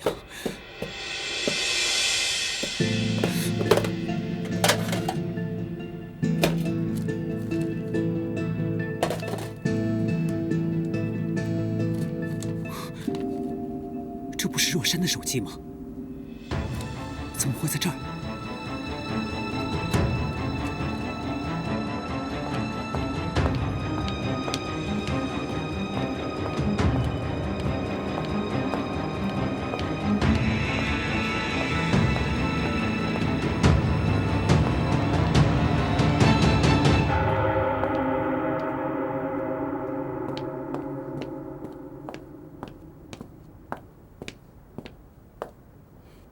杨博彦，你坐我位子干嘛？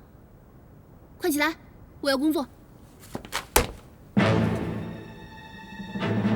你吃错药了吧？干嘛呀？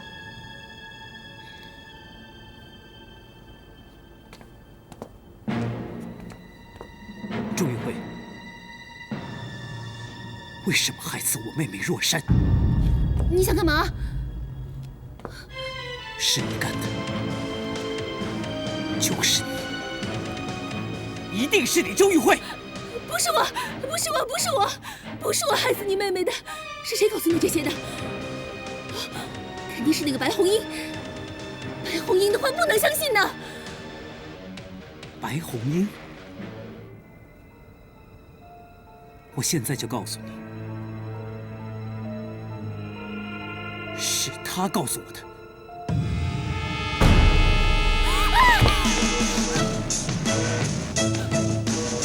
杨博彦，你疯了吧？他怎么会告诉你这些？他是被红英害死的。那你看着我妹妹照片，跟她说你没有害死她。不是我，不是我，不是我。周玉慧，看着我妹妹照片，跟她说声抱歉。说。我为什么要看？我为什么要说？你今天必须说，因为你心虚了吧？你心里面有鬼了吧？周玉慧啊，周玉慧，我真的没有想到你会干出这样的事情来。我现在才明白，为什么你之前看到我妹妹生前喜欢的星星形状气球，你会害怕成这个样子。你为什么要这么做？我妹妹跟你有什么样的深仇大恨？你要害死她？难道你的良心全被冲到臭水沟里去了吗？杨博彦，你疯了吗？我才没有干那样的事情呢。周玉慧，那我问你，你脚上的伤是怎么回事？是不是被我妹妹杨若山给抓伤的？不是。证据就在眼前，你还不承认是你做的？周玉慧，为什么这么对待我妹妹？为什么？你到底为什么要这么做？你放开我！你放开我！我不会放开你，因为我答应过我妹妹，无论是谁杀害她，我就一定会帮她报这个仇。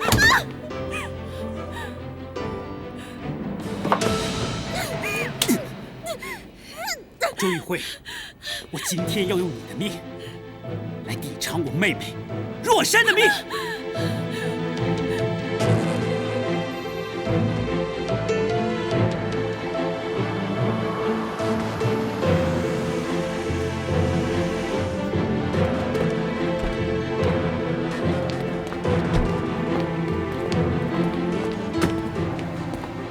给你们。拿了钱就走，别再来找我们。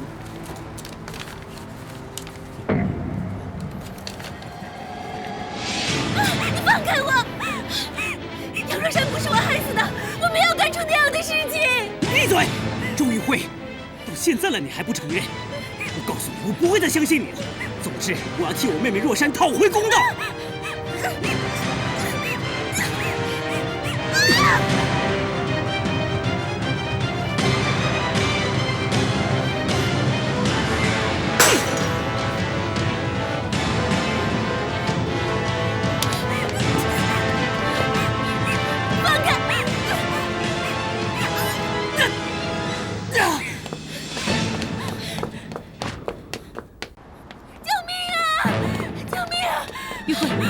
玉慧，你怎么了？于阿姨，博彦他……博彦，怎曾把玉慧吓成这样吗？因为我想要了他的命，所以他才害怕成这个样子。你说你要玉慧的命？没错。刚才呢，我趴在办公桌上，没想到睡着了。睡着以后，我做了一个梦，在梦里面，我妹妹若珊竟然告诉我，杀害她的凶手竟然就是周玉慧，所以我就想要了她的命，她才吓成这个样子。伯彦，这不是做梦吗？这就叫日有所思，夜有所梦。你啊，一定是太想你妹妹了，所以呢才会做这样的梦的。可是你不知道，刚才那个梦简直是太真实了。梦里面我妹妹浑身血淋淋地对我说，就是这个周玉慧把她推落山崖的。你说我能不在意吗？但是警方已经把白红英列为重要嫌疑人了，怎么可能凶手会是玉慧呢？伯彦呐，是不是你潜意识里面不愿意相信白红英就是杀害你妹妹的凶手，才会这么胡思乱想的？如果不是周玉慧的话，为什么她害怕成这个样子？难道这不是做贼心虚吗？你一上来就说要我的命，换做是谁都会吓成那个样子啊！就是啊，伯彦，你最近啊太逼你自己了，再这样下去啊，你会生病的。如果有什么事情呢，就直接跟我说，不用客气。是啊，你放心，我们一定会帮助你击垮白虎企业，帮你妹妹报仇，你就别乱想了。是啊，走，我们进去喝杯咖啡，定定神，啊。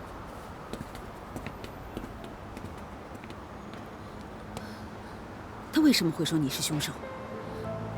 我也不知道，刚才一回来就抓着我逼问，说我是杀害他妹妹的凶手。看他那个样子，好像就在现场一样。还好没有被他找到什么，倒是你呀，千万不要自己吓自己，万一露出什么马脚，可就糟了，知道吗？哦，天啊你，该不会他是拿到若珊的手机了吧？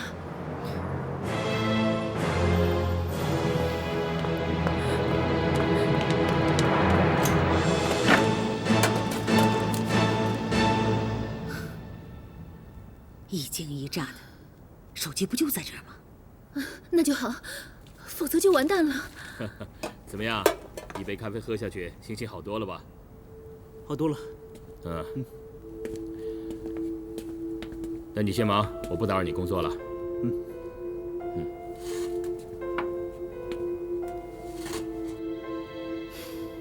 好了，别说了，去做事吧。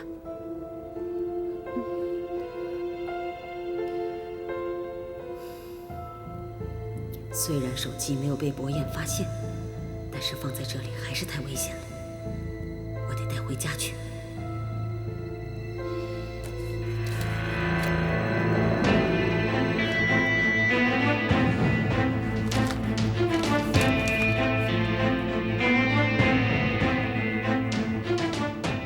我已经将若珊手机里的数据备份出来，等我把证据收齐，我要你们一个个都付出代价。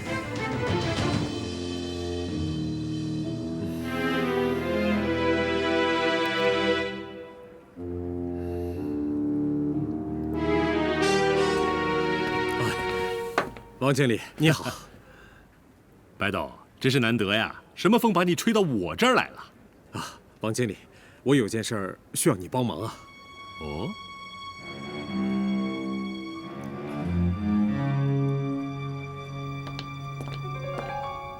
最近啊，大家事情比较多，工作压力呢也比较大，要不今天晚上我请大家吃个便饭，顺便啊调节一下大家的情绪，这样工作起来更有劲儿。我赞成，也是大家该好好放松一下的时候了。晚上一起吃个饭。好。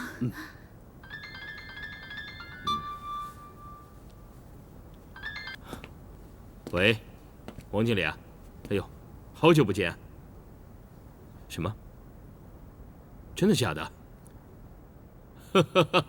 好，谢谢你告诉我。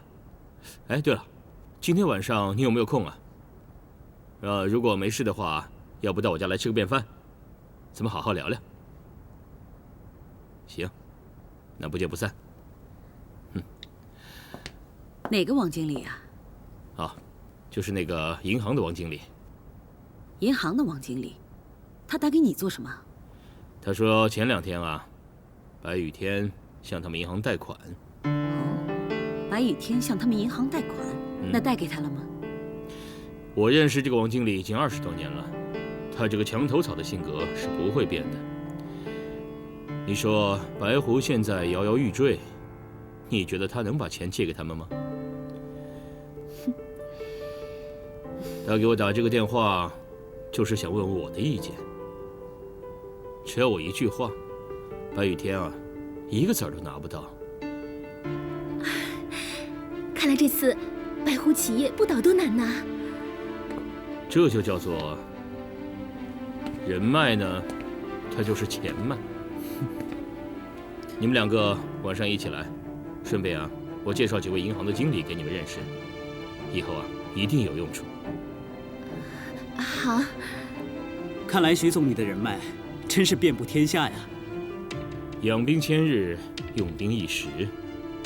我徐永泰在白狐企业工作了几10年了。白雨天虽然可以撤掉我的头衔，但不可以带走我的资源。现在啊，终于到了我反扑的时候了。虽然说这白狐企业已经岌岌可危，可一想到我们居然是压垮他们的最后一根稻草，我就觉得神清气爽了。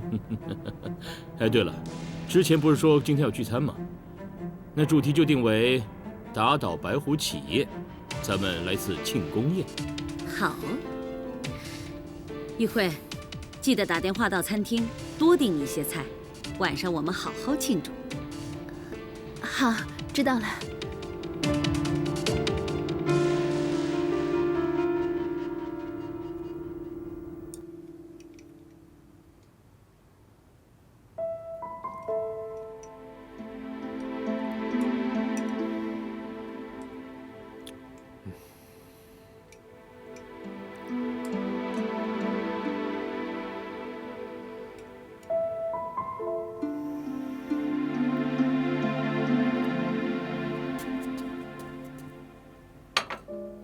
先生，水果要上吗？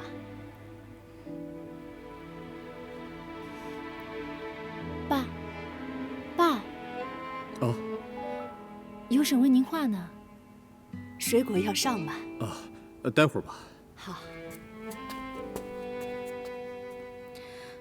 雨天。啊。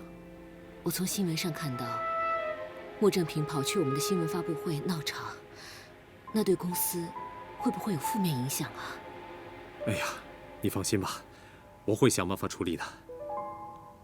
你别安慰我，我知道你是怕我担心，但是你的心里肯定是更苦恼，要不然也不会连姚婶跟你说话你都没听见。这件事确实对我们公司有所损害，但是你放心吧，我一定会找到办法去解决的。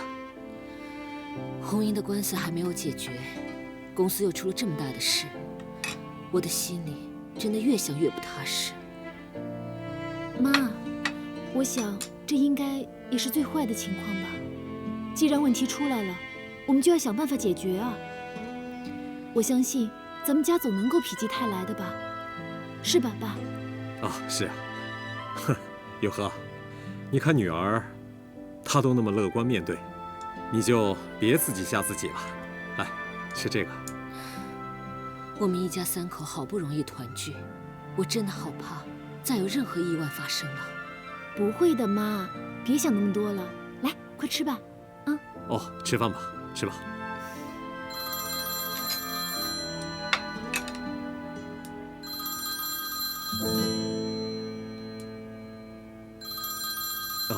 我去接个电话。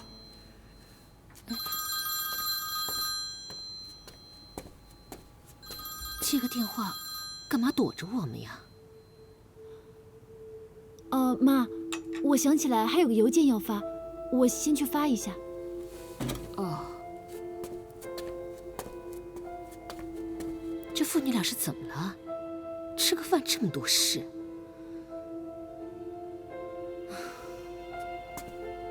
王经理，你说的我都明白。如果真的有别的办法的话，我也不会麻烦你了。只要您肯帮忙的话，利息方面我们都可以谈的。王经理，您想帮我们什么？真是麻烦你了。白董事长，你听我说，不是我不帮忙，我已经把这件事情跟我们领导说过，至今都没有答复。哎，你听我说好不好？也不是银行利息的问题，是我自己能力的问题。我也知道你们企业和我们关系很好，我也很着急呀。这样行不行？你自己想想办法好不好？好，我对不起你，就这样好吗？就这样了啊，挂了啊。怎么样，老徐啊？我王某人对得起你吧？哎呀，我还能说什么？我只能谢谢王经理、陈经理、郝经理对小弟的支持，你们的情我领了。两位经理啊，已经拒绝了白雨天的贷款，所以我想，白雨天他这次是很难过关了。来，啊，小弟先干为敬，大家一起3位敬一下，谢谢啊。谢谢，谢谢，好，谢谢。来，伯爷，你为什么不喝酒，只喝果汁啊？啊，我怕我喝多了，万一徐总有什么事情，我没法照应。还是你想的周到，谢谢。应该的。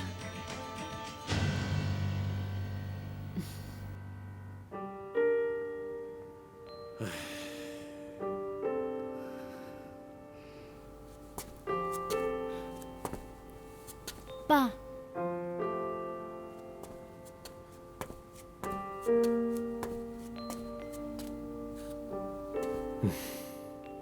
你都听见了。嗯。我已经找过好多家银行，居然没有一家愿意贷款给我们。明天各大门市都等着我们送钱过去。要是消费者拿不到钱，再出些什么状况的话，我现在想都不敢想。爸，公司不是有预留的周转资金吗？上次在生产百变披肩的时候，已经用了大部分了，剩下的一部分，我今天都拿来用在赔偿上面。现在公司根本就没什么现金。就没有其他的办法吗？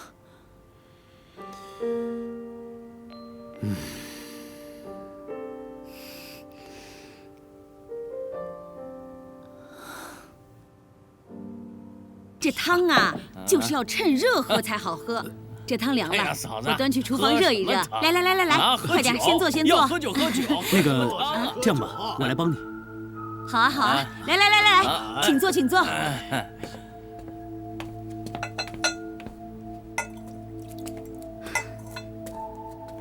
伯爷啊，真是谢谢你了啊！别客气，应该的。今天晚上家里面挺热闹，穆总，平常经常在家里面宴请客人吗？做生意嘛，比较方便联络感情啊。啊，说的也对。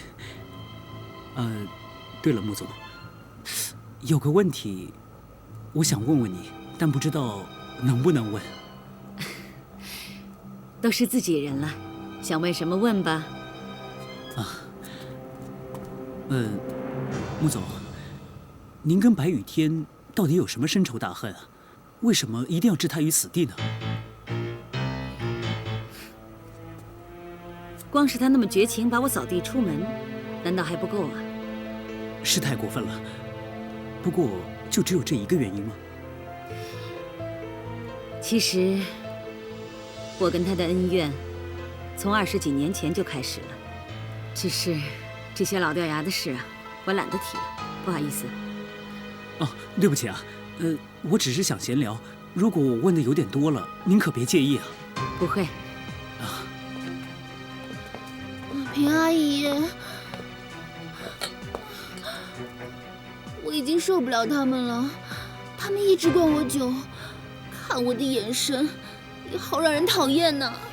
于慧，我知道，但是就算再不舒服也得忍，这就是应酬啊。我知道，所以忍了1个晚上了。还好他们要走了，徐叔叔让我来告诉你们一声。他们要走了，走吧，我们去送送他们。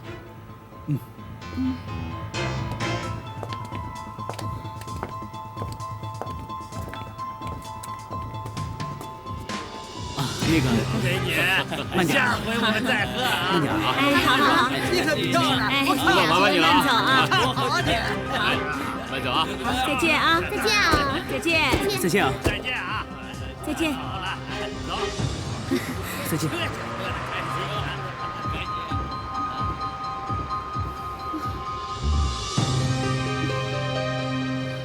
平阿姨，没什么事，我先回去了。陪人吃饭可不是个好活，累死了。先别急着走，我还有点事要跟你们商量，不会太久的。好。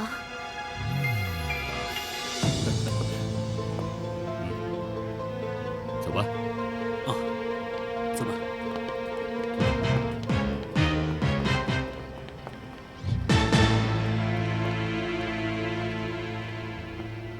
玉慧，来杯热水解解酒。谢谢徐叔叔。搞定这几个人呢，白虎企业就贷不了款，贷不到款就说明他们没有现金了。我想白雨天这次也无力回天了。玉慧，谢谢你啊。应该的，徐叔叔。现在所有的事情都是按照我们的计划进行。明天白虎企业分店的门口，消费者的情绪一定会很大。然后我们再找几个人直接去白虎的总部索要赔偿。可是徐总，我们和白虎企业向来没有什么生意往来，他们能给我们赔偿吗？这你放心，在白虎新品上市之前，我已经找了很多人下了订单了。只要明天把这些人集结起来去赌白家妇女，他们肯定逃不了的。所以，博彦、玉慧，明天你们要盯紧白虎总部和各大门店，把事情闹得越大越好。成败就看明天这一天了，明白了吗？明白。明白。这样一来，白狐就变成2位老板的囊中之物了。哼，看来2位老板对白狐简直是恨之入骨啊！我们不是同一战线的吗？啊？没错，要不然的话，我也不可能坐在这里了。哟，时间不早了，那行，我先回去了，有事通知我。好。那平阿姨、徐叔叔，我先回去了。早点回去休息吧，你们辛苦了。再见。再见。再见。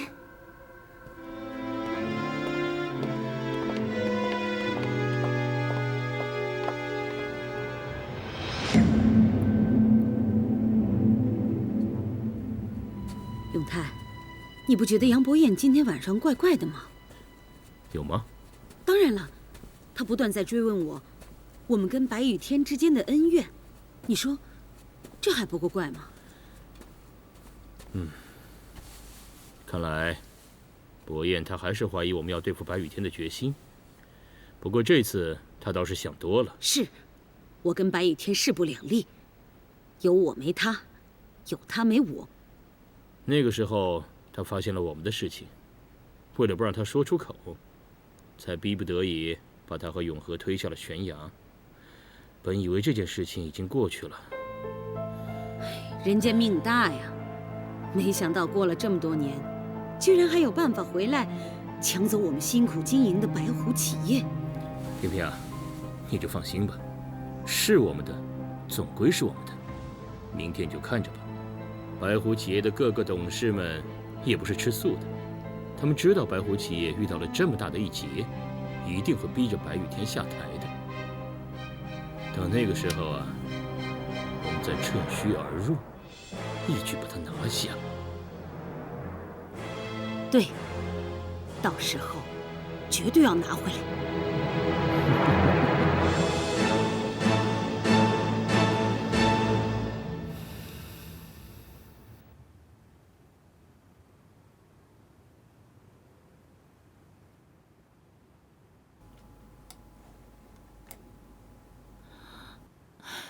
我已经完全没有办法了。你说该怎么办呀？怎么样才能解决白狐企业现在的困境？明天，他们都会过来。你说公司上哪儿拿那么多钱啊？既然一时间没办法解决，那你就别想了吧，早点休息。你肯定累坏了。我也想早点休息，我也不想继续下去。可是好多事情一直在我脑子里绕啊绕的。那就想我啊。想你？你有什么可想的？想我那可就多了去了。你可以想我认真工作时候的样子啊，可以想我吃饭时候的样子。我吃美食的时候不是都很开心吗？还有很多很多可以想的。看都看了一整天了，还有什么可以想的？我就觉得想你可以想很多。我会想你认真工作的样子，好美。我会想着你告诉我你好喜欢我的样子。我也会想着你对我笑的样子，好温柔，好幸福。我想着想着，我就可以赶快睡觉了。喂，你别拿我寻开心啊！我才没有拿你寻开心呢，我跟你说的都是真的，宝贝儿。你知道我有多爱你吗？有多爱啊？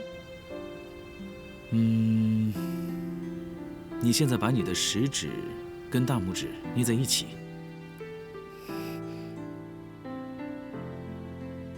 然后呢？然后从食指指甲到大拇指指甲，你画一条抛物线。你可以画多长？无限大。对啊，这就代表我对你的爱。你这条抛物线能够画多长，我对你的爱就有多少。我也是。好了，所以你就不要多想了，早点休息。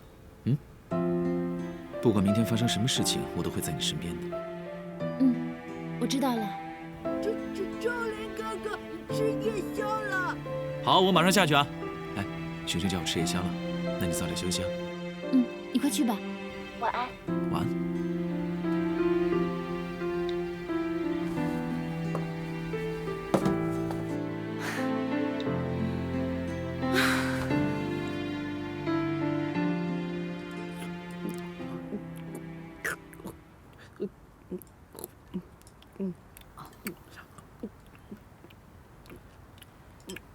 钟灵啊，白董事长到底筹到钱了没有啊？因为公司现在处于信用不良的状况，没有任何银行愿意贷款给公司了。没筹到钱，那可怎么办才好呢？其实红英也很紧张。要是明天在各门市消费者拿不到赔偿金的话，不晓得会闹出怎样的冲突。这次白狐企业遇到难处了。原来只是我的一个小店面，白狐企业接手了以后，才改造成这么风光的样子。没想到现在也要收了。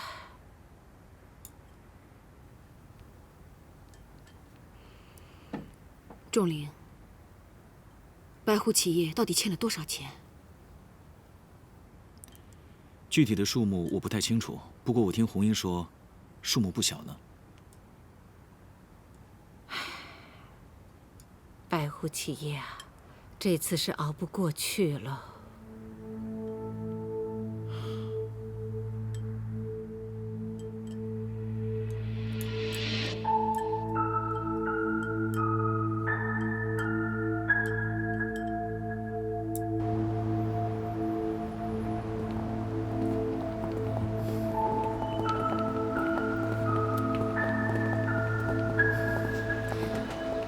交代你办的事情办得怎么样了？今天一早已经安排我们的人到白狐企业的门店外去抗议，向他们要求赔偿。很多门店现在已经招架不住，有的甚至已经关起了门，暂停营业了。很好，没有人知道你们的身份吧？没有，徐总，我们办事你大可以放心。一会儿呢，我们一起到白狐的总部去抗议。你们知道应该做些什么吧？知道。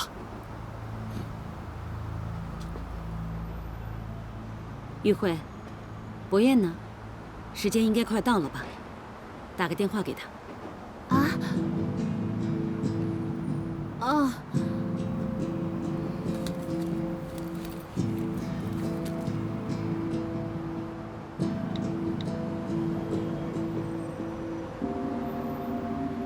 喂，博彦啊，我们都在等你。你在哪儿呢？好。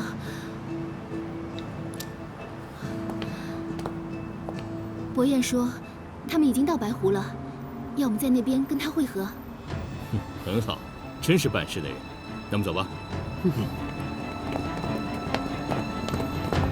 商业中心的几家重点门市打电话来说，上门抗议的客户太多，而且没有现金赔偿，必须要立刻停止营业。董事长，我建议现在应该立即召开新闻发布会，对外说明情况。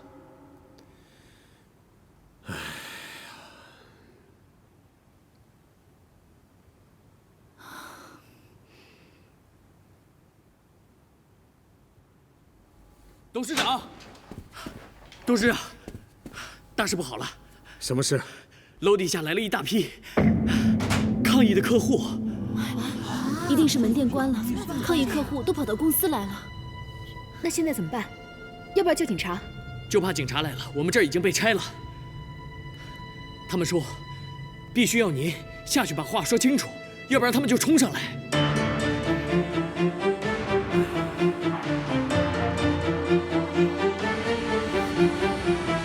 学学，快点！哎，等，两位有什么事啊？我叫雪纱娘，我来见你们董事长。你们事先有预约吗？得先去柜台换证件。换证？换什么证啊？我是来救白雨天的，你给我让开！钱是我给的。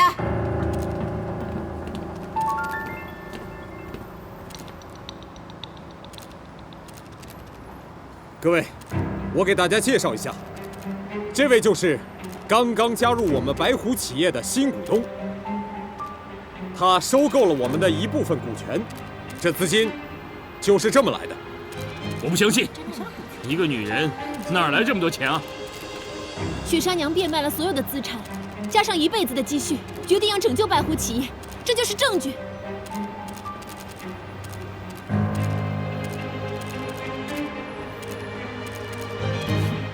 我看好的是红英的设计才华，我相信白湖企业只要度过这次难关，将来的前途不可限量。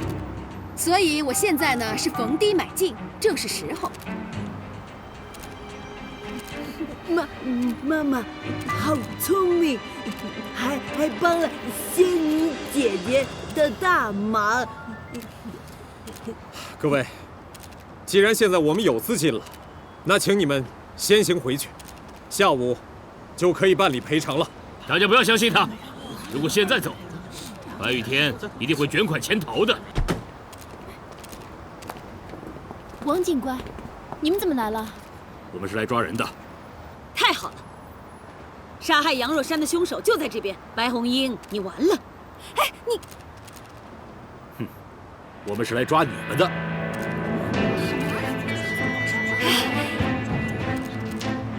警官，我们这是合法抗议，白湖欺诈客户，我们是为了自己伸张正义的。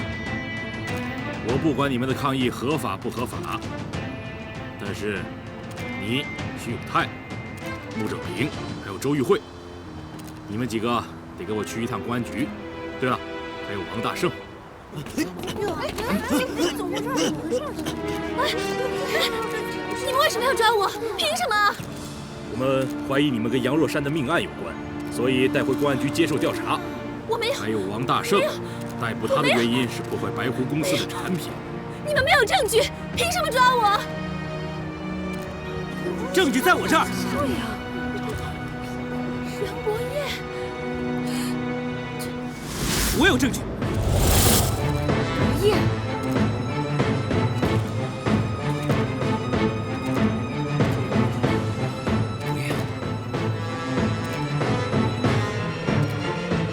博彦，事儿？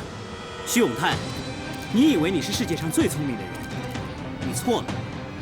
当初我答应加入宝鼎企业来帮助你，其实我另有目的，我是想收集你盗取商业机密，还有破坏白虎企业产品的证据。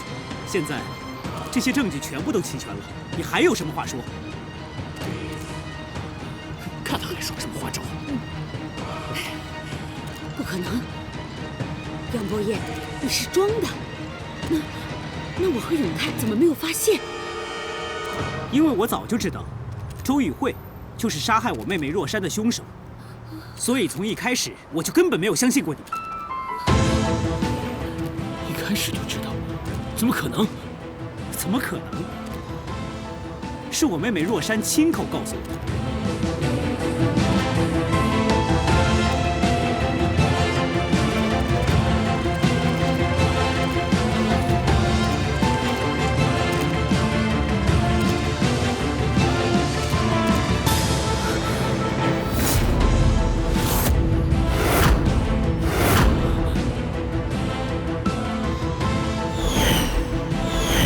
若珊，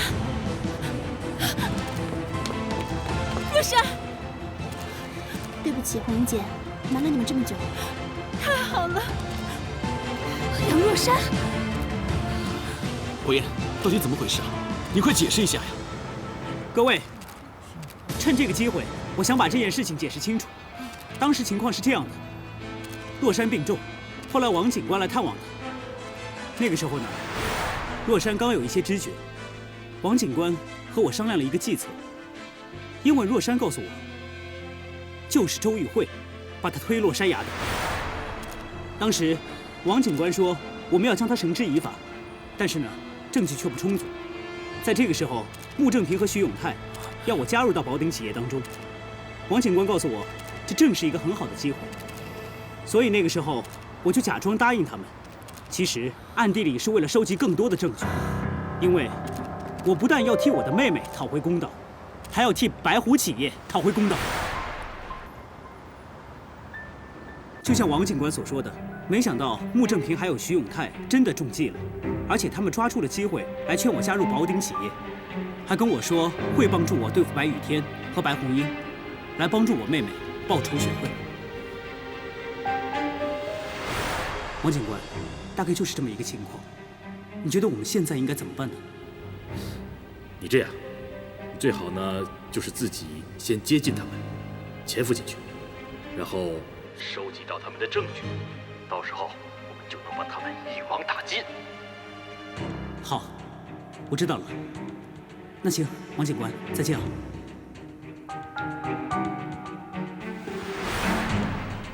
后来呢，我在宝鼎企业上班的第一天，我就找了个机会告诉周玉慧，我妹妹生前最喜欢一切带有星形图案的东西。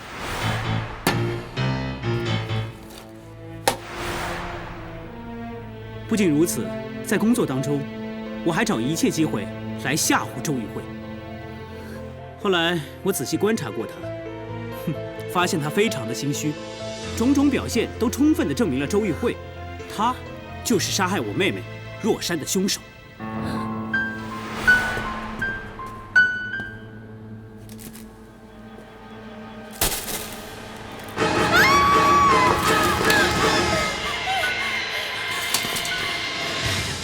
周玉慧，你没事吧？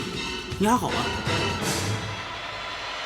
博彦，你没事把这东西扔这边干什么？哎呀，这个叫做祈福气球，能给人带来好运的。我是一片好意，可是没想到……谢谢啊。我来扶你吧。周玉慧，这是怎么了？你脚上怎么会有这么多的伤痕啊？没什么，在家里面不小心摔到的，没什么大不了的。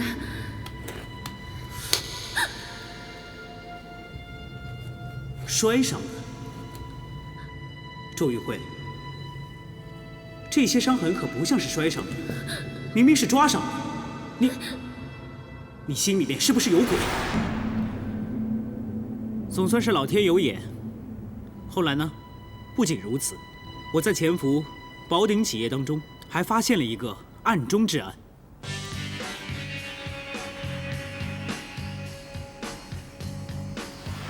要是我不给呢？撂狠话是不是啊？不给可以。你收买我们烧毁白虎企业货车的事儿，我们可就全爆出来了。到时候看谁玩不起。你敢？我有什么不敢？当初就是你们要求我干的。有一次呢，我在偶然翻查穆正平的抽屉的时候，竟然发现了我妹妹若山的手机。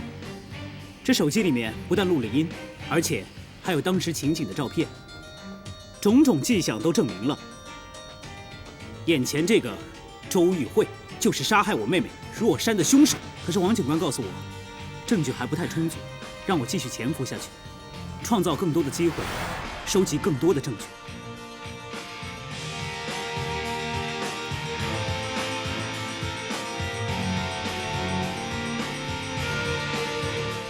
那个时候啊，他发现了我们的事情，为了不让他说出口，才逼不得已把他和永和推下了悬崖。本以为这件事情已经过去了，人家命大呀，没想到过了这么多年，居然还有办法回来，抢走我们辛苦经营的白虎企业。平平啊，你就放心吧，是我们的，总归是我们的。明天你就看着吧。白虎企业的各个董事们也不是吃素的。他们知道白虎企业遇到这么一大劫，一定会逼着白雨天下台的。到那个时候啊，我们再趁虚而入，一举把他拿下。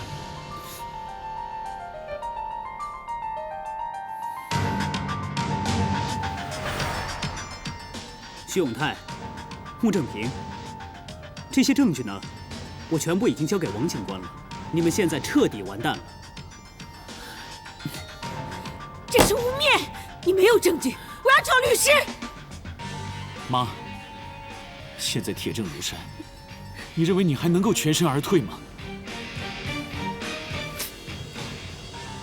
王警官，就像伯彦所说的，整件事情我是主谋。徐永泰，你做了那么多的坏事，难逃制裁，这就是你的报应。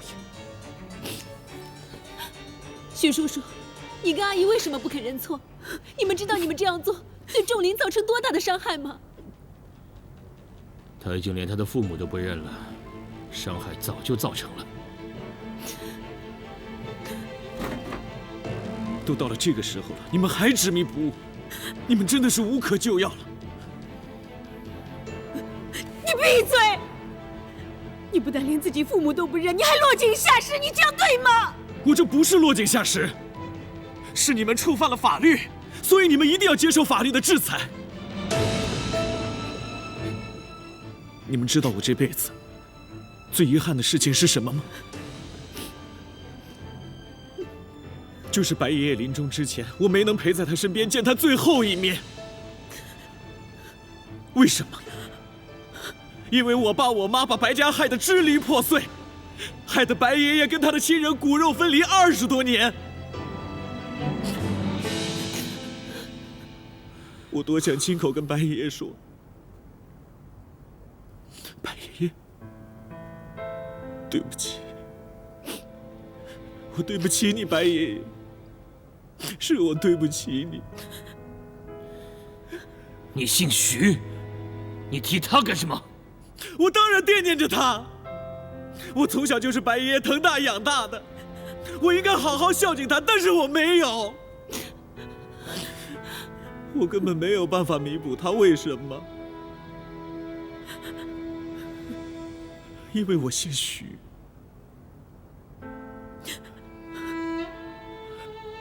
就是因为我姓徐，我对白家有愧疚。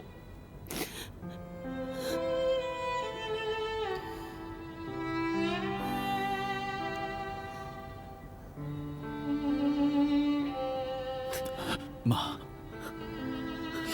我想告诉你，如果你们再不知悔改，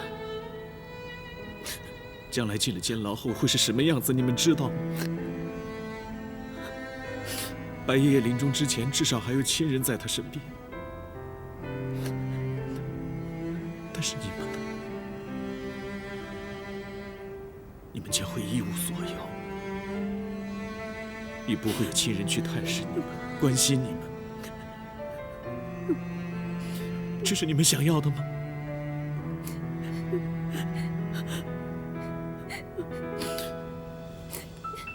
妈，您口口声声说您关心我，什么都是为我着想，现在换我求你，你们也为自己着想，好吗？对不起各位，没有时间了，我们还要带他们3个去做笔录呢，请吧，3位。子耀，妈错了，妈真的知道错了，你不要不认妈，你不要不认妈，好不好？子耀，妈，你要我认你们，除非你们真心的悔改认错，也许还有减刑的机会。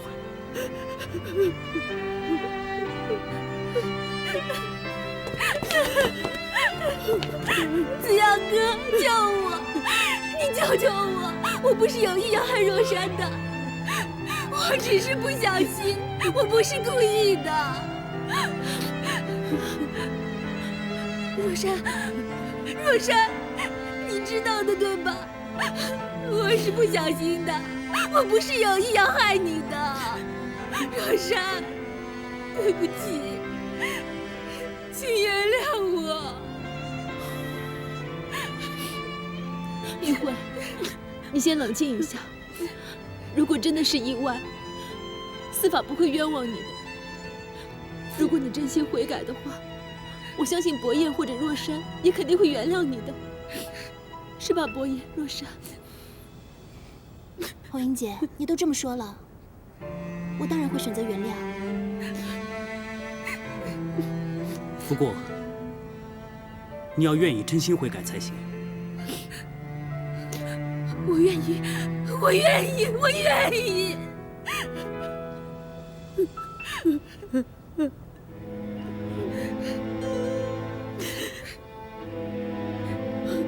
走吧，3位。麻烦你帮我一件事情，可以吗？我爸妈还不知道我这件事情，我开不了口。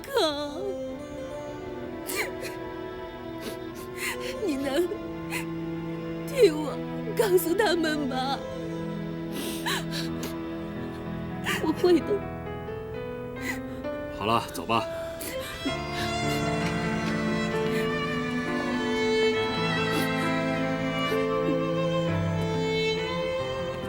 子瑶，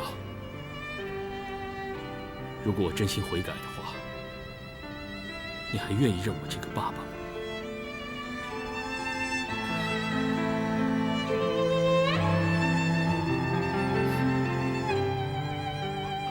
我只有你一个爸爸。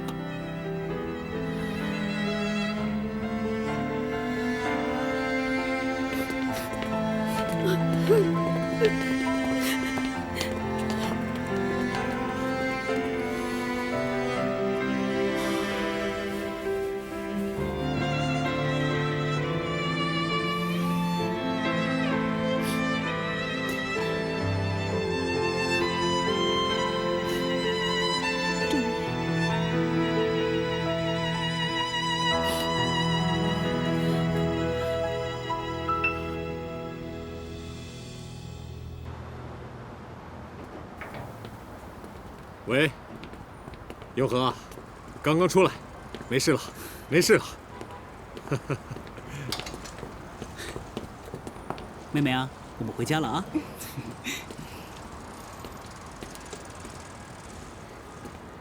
哎呀，今天天气真好啊。红英啊。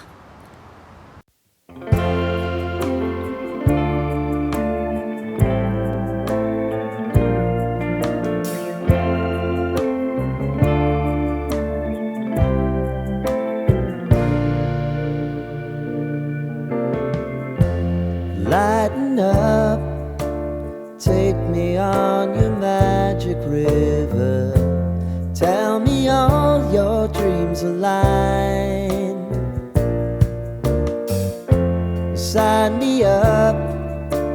Tell me about the people that you know who are trying to feel alive.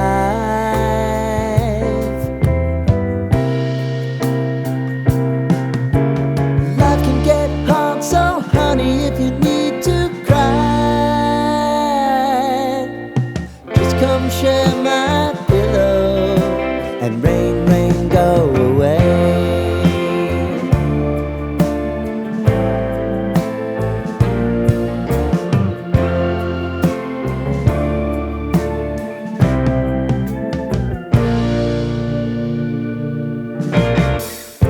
I wanna hear about everything you're ever thinking. You know that I can take the truth. Call me out if you think I'm ever slipping. Maybe I can turn it around. Oh yeah. Baby, if you want us, you know time is on our side. Things are gonna haunt us, we'll just have to put aside. And I'm right here if you just need to cry. Come love, share my pillow, and rain, rain, go away.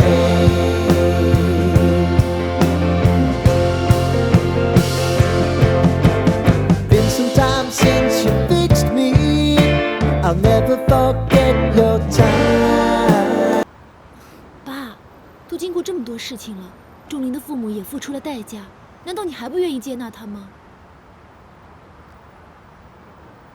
徐仲林啊，你知道我爸在临终之前跟我说过什么话吗？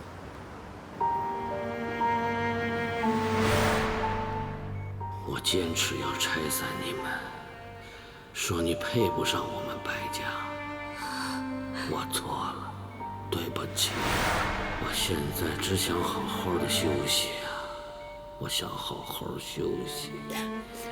我这辈子爬上过高山，也跌到过谷底。我现在最开心的事情，就是静静地躺在这里，看着我的家人。我也算是从谷底爬上来的，没想到在山头上还没站稳，就觉得自己力不从心，在精神和体力上都走了下坡路。当我爸躺在医院病床上跟我道歉的时候，我对他也是一肚子的亏欠。我在想啊，如果我还继续反对你们两个的话，在几十年之后，我跟徐永泰的区别，一个在医院，一个在牢里。爸，您的意思是说，您答应我跟仲林在一起了？我没答应啊，但是我也没反对啊。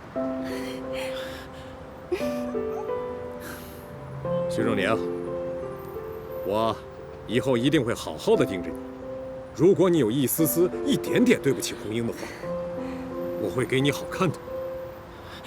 白叔叔，谢谢您，您放心，我这辈子一定会好好照顾红英，保护她的。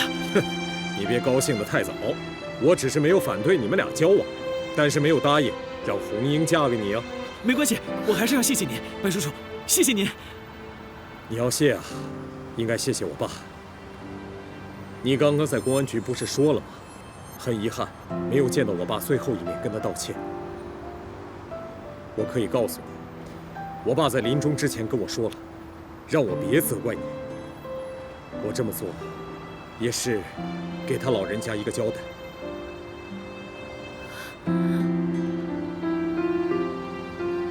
白叔叔，真的谢谢你。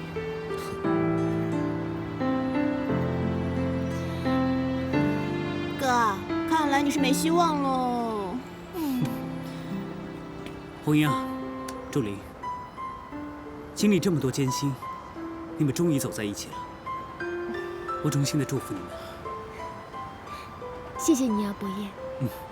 哎，不过呢，你们办喜事发喜帖，一定要等到我们从北极回来才行。哎，我刚刚不是说了吗？我没有答应让红英嫁给你啊！你们不要瞎起哄嘛。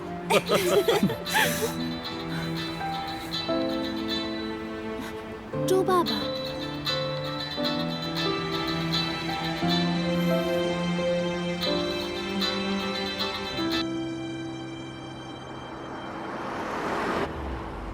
快点，快点！这车开得像乌龟一样，你踩油门啊你！哎呀，老婆，这已经够快的了，再快就违章了。女儿都被控杀人未遂了，你还有心思跟我抬杠啊？老婆，我这不是也急着要赶过去吗？可是再快你也要守法呀。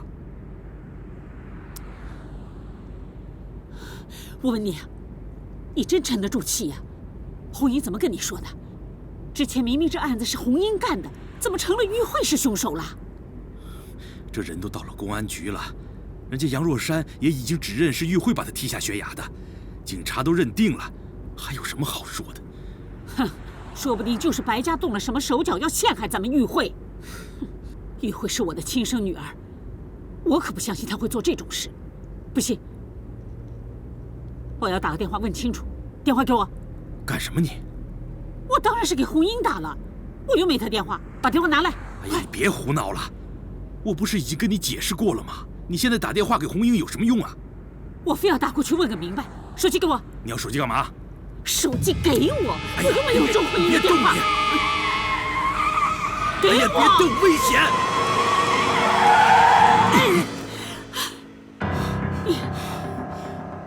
我刚才已经打电话到公安局问过了，玉慧也承认是她自己害了杨若山，你还有什么好说的？那我要打电话过去把周慧英好好骂一顿。这个扫把星，自他进了我的家门就没一天消停过。手机给我，手机给我，给我，你手机给我！你干什么你？你闹够了没有？周半生，你敢打我？哼！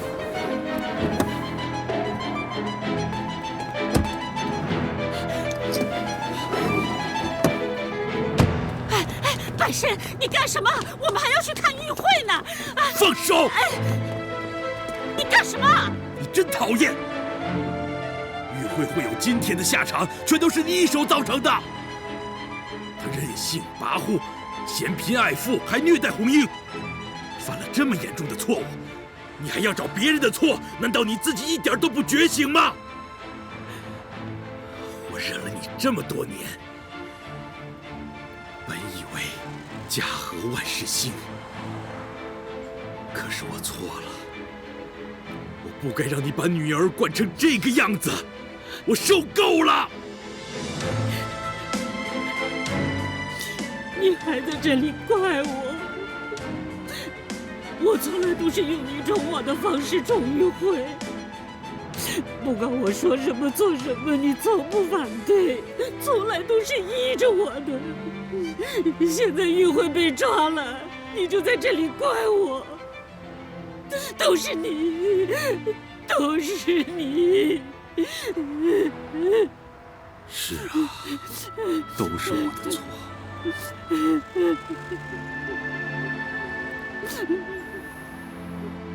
以后这个家全让你做主。现在玉慧被抓了，家里就剩下你一个人了，你不要抛下我。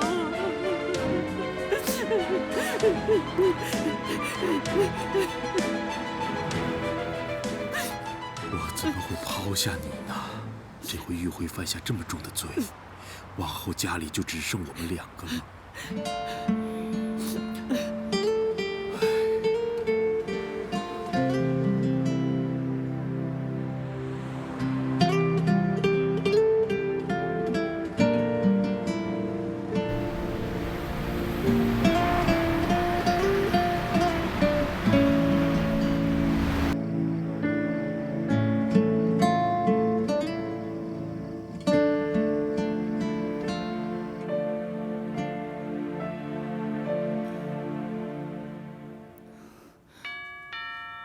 爸，这肩膀要不要再宽一点啊？这样穿着才舒服。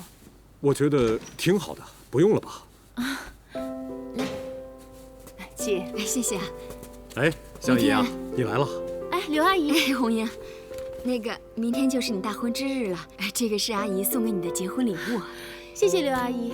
你打开看看，看看喜不喜欢啊？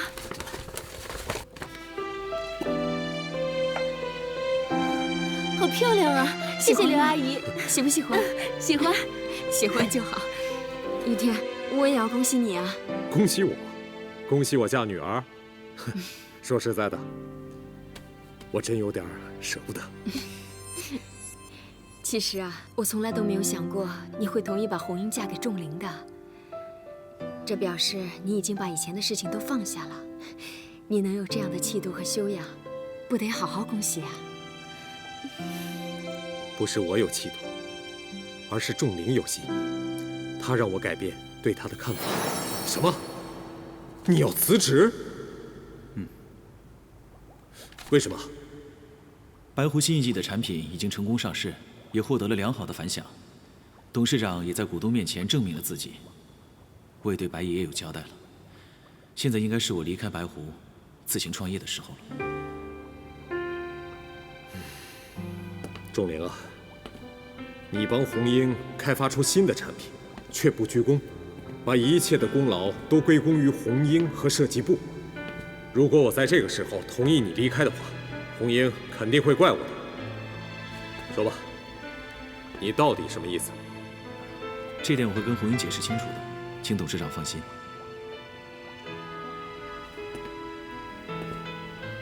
仲林啊，是不是因为徐永泰？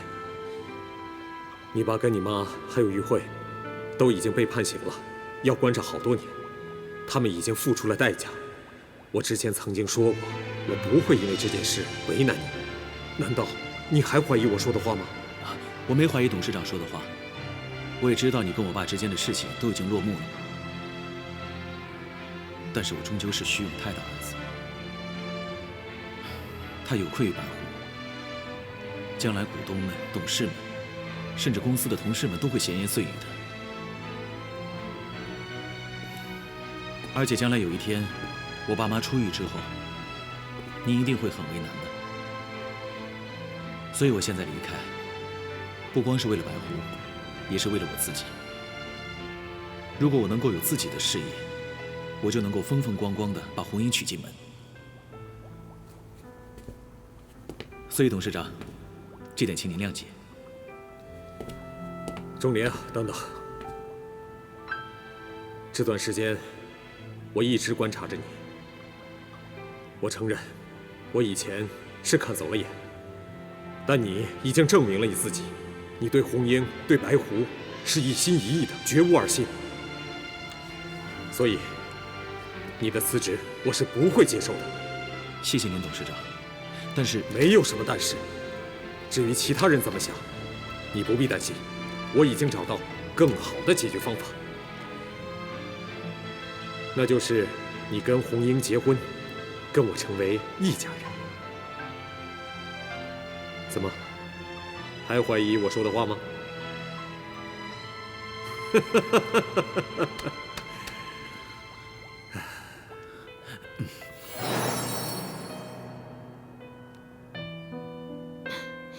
真没想到，仲林这个孩子，他居然考虑问题这么周全啊！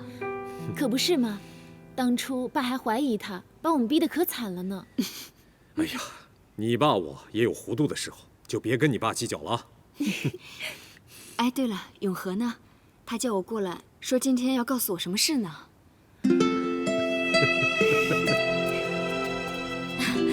祝你生日快乐！祝你生日快乐！祝你生日快乐！祝你生日快乐！祝你生日快乐！祝你生日快乐！祝你生日快乐！祝你生日快乐！香姨，生日快乐！谢谢。永和，你居然都还记得我的生日啊！这20几年来，我跟雨天的生日都是你帮我们过的。现在我们一家团圆了，当然要好好报答你啊。小姨啊，我们还有一份生日礼物送给你呢。不用，真的不用。哎呦，都不好意思了。你先听听看生日礼物是什么嘛。来，女儿啊。刘阿姨，当初要不是你救了我爸跟我妈，我跟仲林在落难的时候，也不可能遇到妈，也不可能走出山谷，更别说我跟爸妈相认了。你们把我说的太好了，我这心里头，我其实很内疚。刘阿姨，我们能一家团聚，你是第一大功臣，所以前几天我跟仲林商量，仲林告诉我说，不如认阿姨当干妈。阿姨，您愿意吗？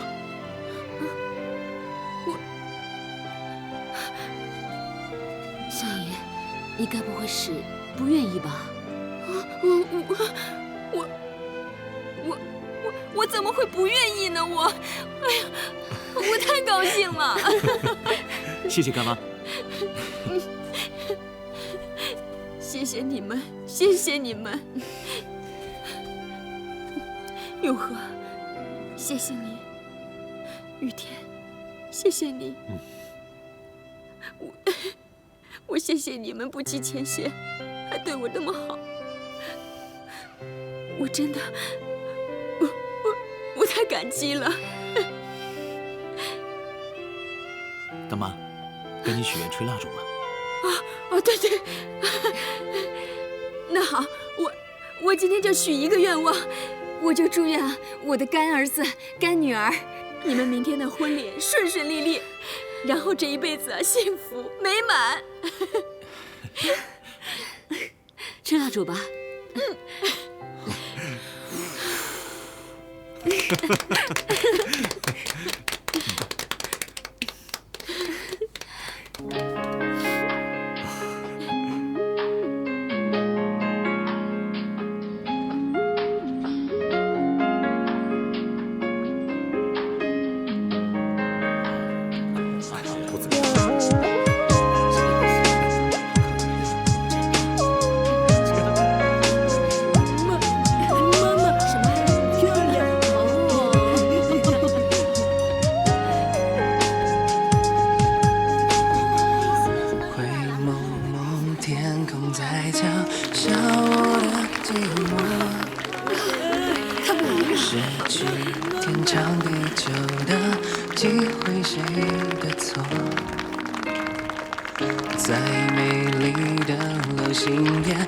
终究会坠落，不懂我们之间为什么总要这样错过。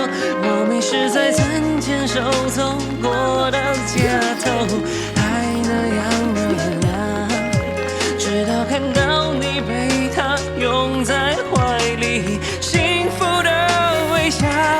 来不及说再见，你已远走高飞，给的回忆你都无所谓，看不清都是因为我还爱你，无法忘怀的爱情。来不及说再见，你已经变心了，给过的承诺都好漂亮！红英啊，你一定要幸福啊！阿姨祝福你们。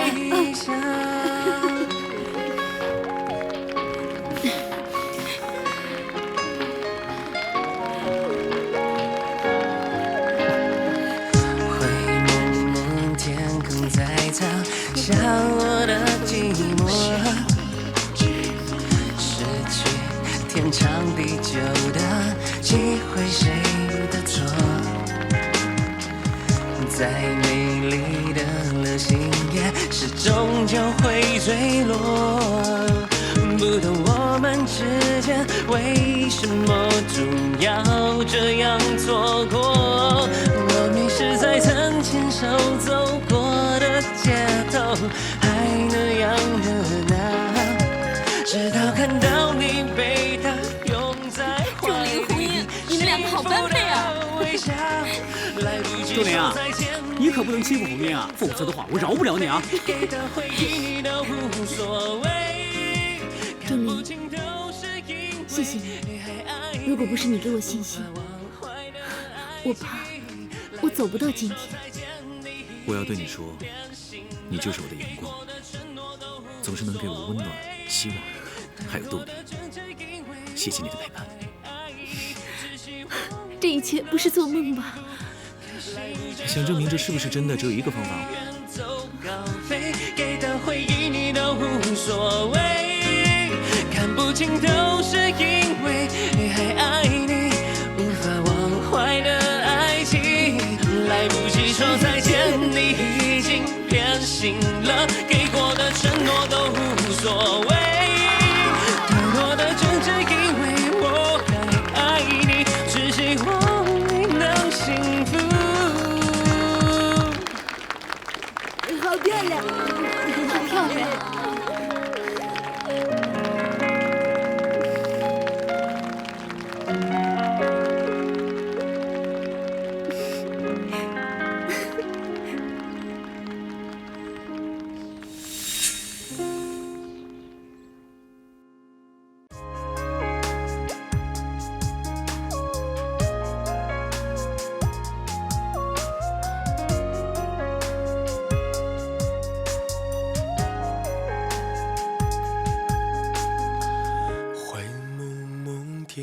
在嘲笑我的寂寞，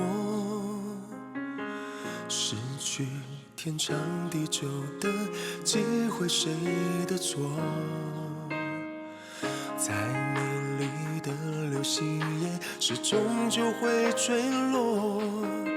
不懂我们之间为什么总要这样错过。我迷失在曾牵手走过的街头，还那样热闹，直到看到你被他拥在怀里，幸福的微笑。来不及说再见，你已远走高飞，给的回忆你都无所谓，看不清都是因为我还爱你，无法忘怀的爱情。来不及说再见，你已经变心了，给过的承诺都无所谓，太多的争执因为我还爱你，只希望你能幸福，开心的微笑。